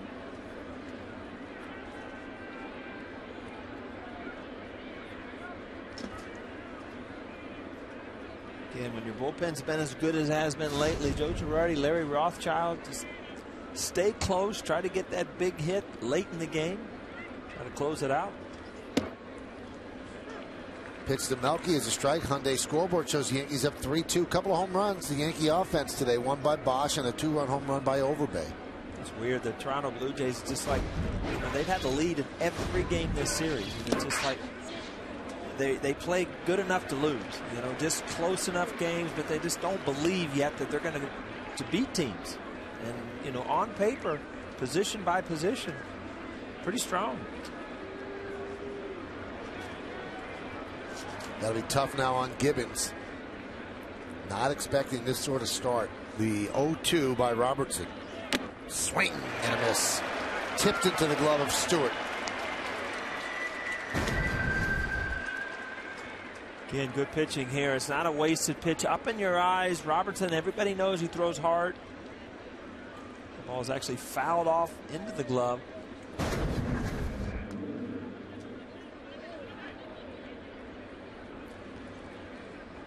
Yankees looking for a sweep of the 4-game series.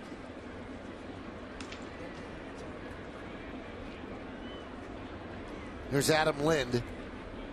1 for 2, an intentional walk, an RBI single. Breaking ball misses away, 1-0.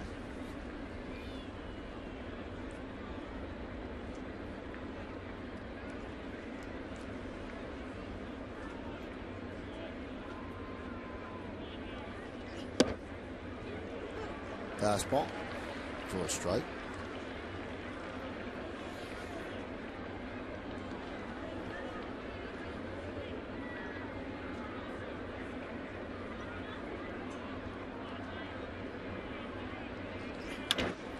Grounded to short. Nunez gets in front of it. The long throw. Got him. Nice inning for David Robertson and the Yankees as the Jays go down in order and we go to the bottom of the 8th. 7 pitches for Robertson.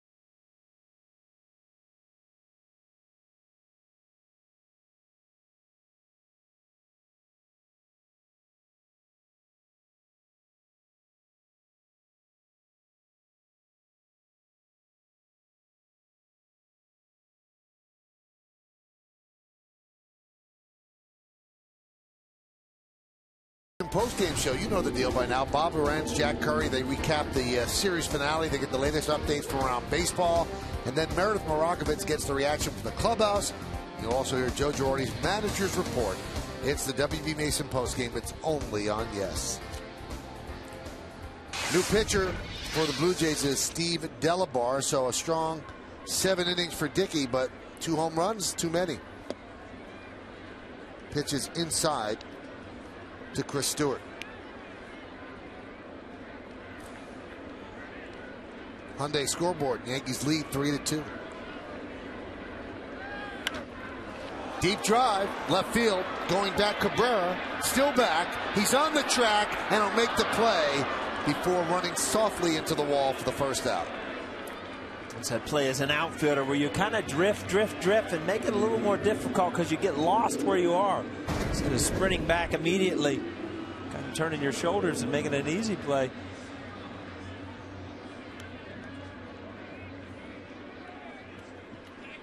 Melky, when he was here, good outfielder.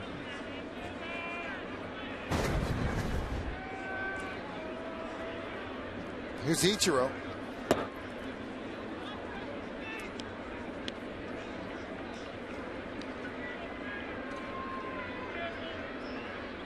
So Dickey, who lost 3 games all of last year, might lose number 4 today.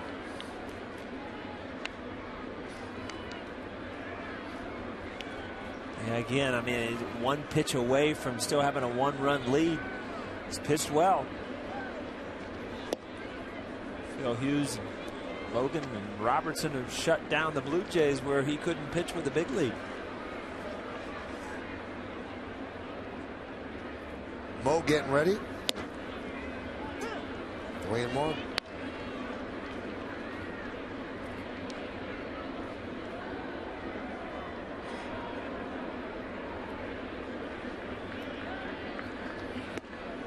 And Ichiro works a walk.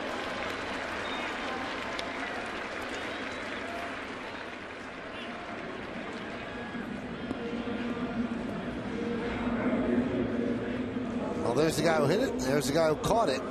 Lyle Overbay with a 2-run home run, and Robertson made the sweet catch in the bullpen. And then threw 7 pitches to get through the top of the 8th inning.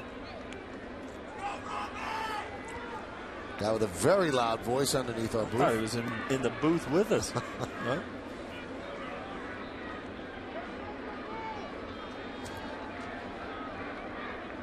It must be very close with Cano because he called him Robin, which I've never heard Cano be called. I've heard Robbie.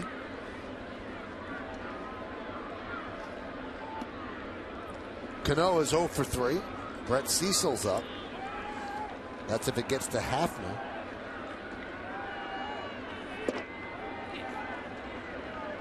And Blanco wants to talk with Delabar.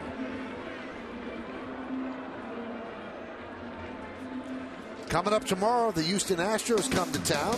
They're now in the American League West. They come to the Bronx for the first of a 3-game set. Coverage will start at 6 with Audi batting practice today. Then the Tri-State Ford pregame. Then the game, which starts at right around 7:07. Only on Yes. David Cohn will join me in the booth.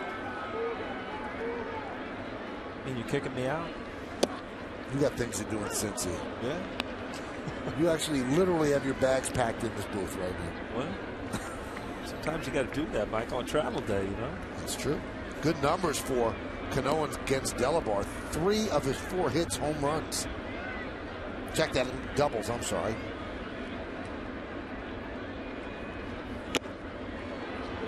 Two and 2. Delabar came in the other day throwing hard. That's 96.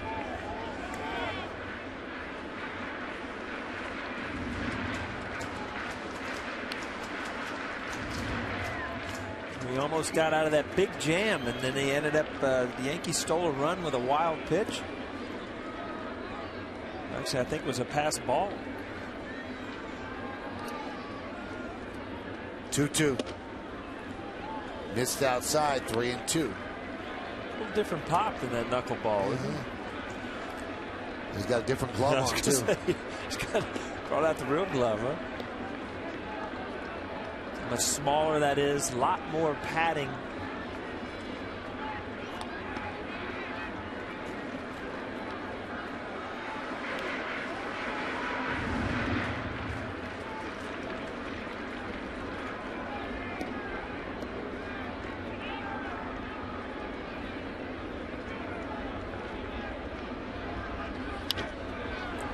Runner was going.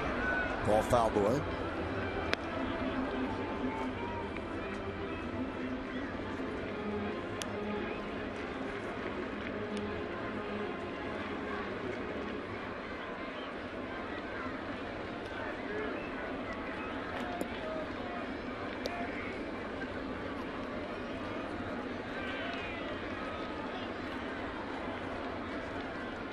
Three-two.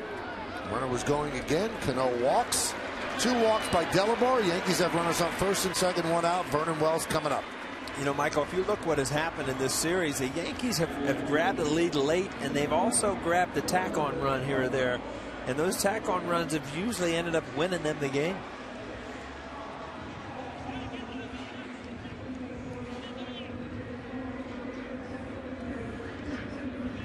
Hey, by the way, did you take that carriage ride at Central Park last night? I did You not. passed on that? I told you I would. Come on. Tried to set up a perfect even. Didn't work for you.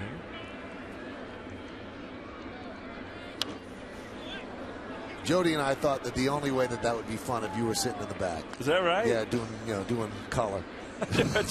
Color, yeah, I could do all like a. What's that smell? Now you're going back to Seinfeld, huh? I mean, the horse might have eaten beef or Reno. You have no idea. Hope Rusty's still around. Here's the 0-1. 0-2. No, that would be a bad tour. As soon as you asked me what a building was or something. What is that? I have no idea. Can't help you. You know the restaurants. Yeah, though. a couple of them.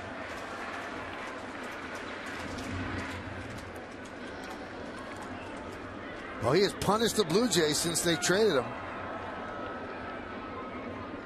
making them think twice. The 0-2. High fly ball, left field. Melky back on the track. He makes the play. Tagging Ichiro, he'll jog into third. Now makes a turn, but stops right there. Well, if you see the wind on the flags in right field, you'll see why Melky is really, really not that flag, guys. Let's go to the right field flags. It shows you how that. Well, there you go. It shows you how that wind's blowing out, and Melky thinks he's got a beat on this, and he's continually the ball's drifting. Well, Delabar gets out the righty Wells now with Hafner coming up. John Gibbons wants to match up and bring in a left-hander. Takes the ball from Delabar, trying to keep it right here at Yankees 3, Toronto 2. So Hafner with an opportunity to give the Yankees a little bit more of a lead as they head to the ninth.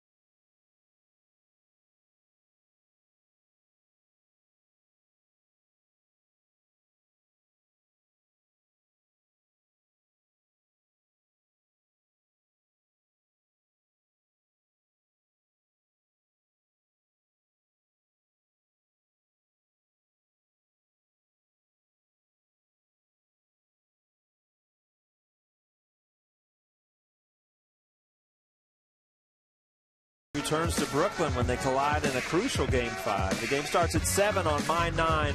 We'll come back to Yes after the game for highlights, analysis, and locker room reaction. Tomorrow night on Mine 9 and Yes, Michael. You got to have the remote to get both of those. Tell you what, that's not crucial. That's must. Yeah, well, you know what? You're kind of dogging Brooklyn. You don't believe in them. They could come back. Of course they could. Swing and a miss. Brett Cecil seems to be in there every day. Comes in to get Hafner. He didn't do it yesterday. Hafner had to triple off of him. This is his 13th game. And the Blue Jays have played 26 games, so he's appeared in half of their games.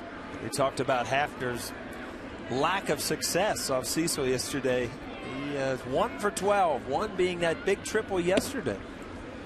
So Cecil pitched today. He pitched yesterday.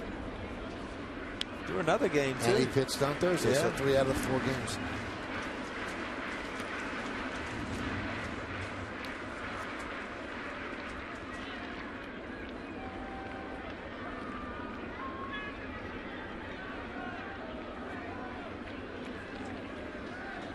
One, 2-1.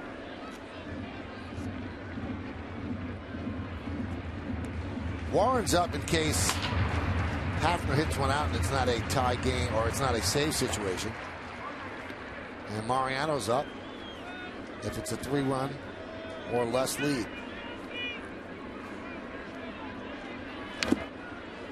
It's kind of unusual this early in the season to have the stretch that they have with no days off. Is it like 16 straight or something? Usually early in the year, some days off in case of weather and things like that. Thursday they'll get a day off. Yeah.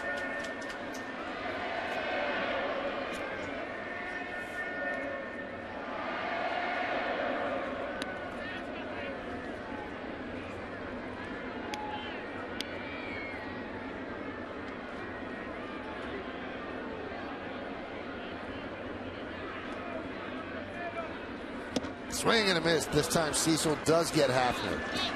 No runs, no hits, no errors. 2 men left. We go to the 9th inning. Bottom third of the order for the Blue Jays. They'll do it against Mo.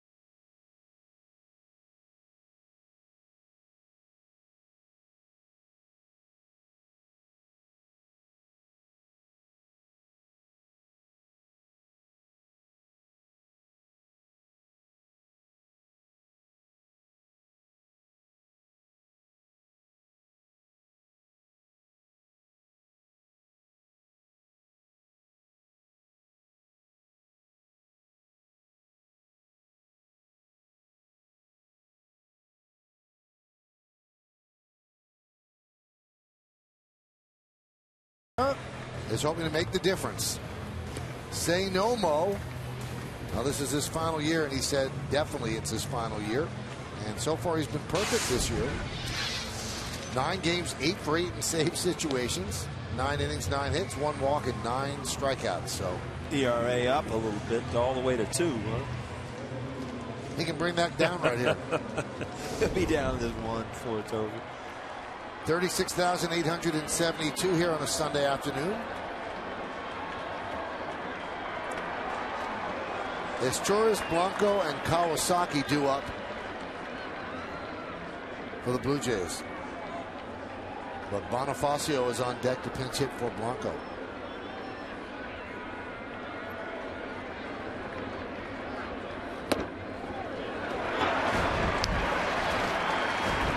Strike one. You ever seen that before from Mo, Mike? That's in his repertoire. Big part of it.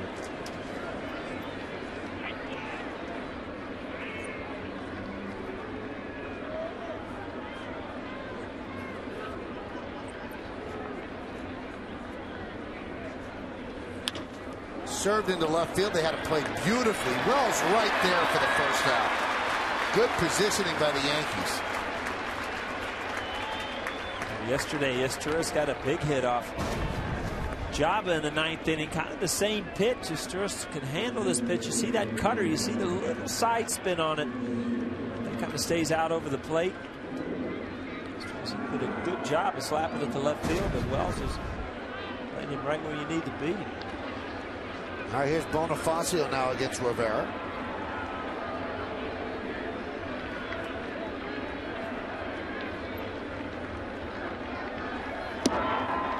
Strike one.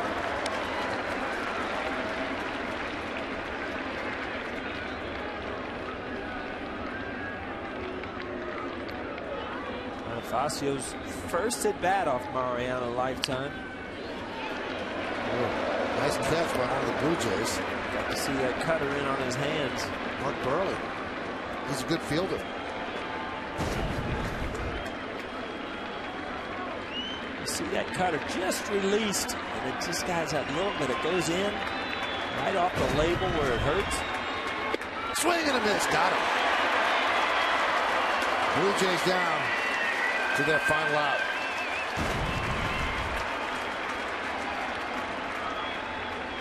And Mariano doesn't miss the target very often. Set up a hitter, and he usually hits it. They're going to call back Kawasaki, and they will send up Aaron Sebia to pinch hit.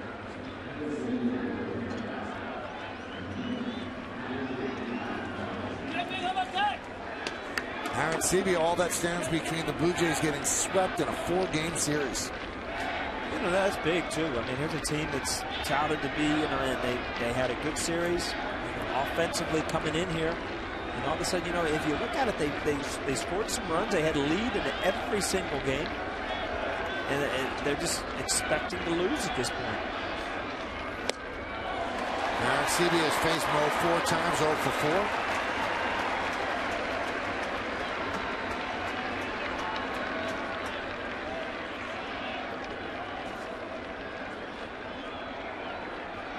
The 0-1.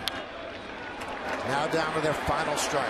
It's very easy for managers and organizations to say, hey, this player is going to come around. It's going to turn around. And this is kind of what they're thinking about the team, but you just can't wait too long in this division.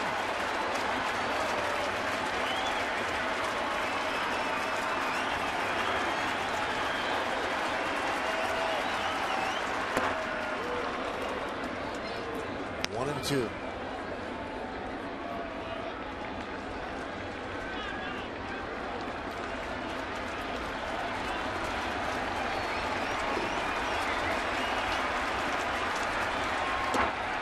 Two and two.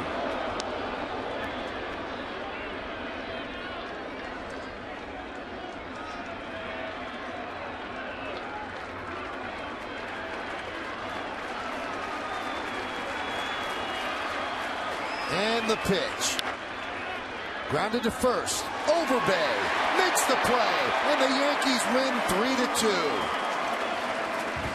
Mariano still perfect this year, and he's converted his last 32 save chances at Yankee Stadium dating back to the start of 2011. And it's the Yankees' first 4-game sweep of the Blue Jays since back in September of 1995. Don't act like that's so long ago. I was on that team. Right? That's a long time ago. Your shoulder didn't hurt back then. Big home run for Lyle Overbay. You got to stick around for the postgame show to find out who's today's Chevy player of the game. Good weekend for the Yankees. Lost weekend for the Toronto Blue Jays. We'll be back. We have an award to give out. Then we'll get you set up with Bob Lorenz, Jack Curry, and Meredith Marakovitz. Stick around. Yankees win.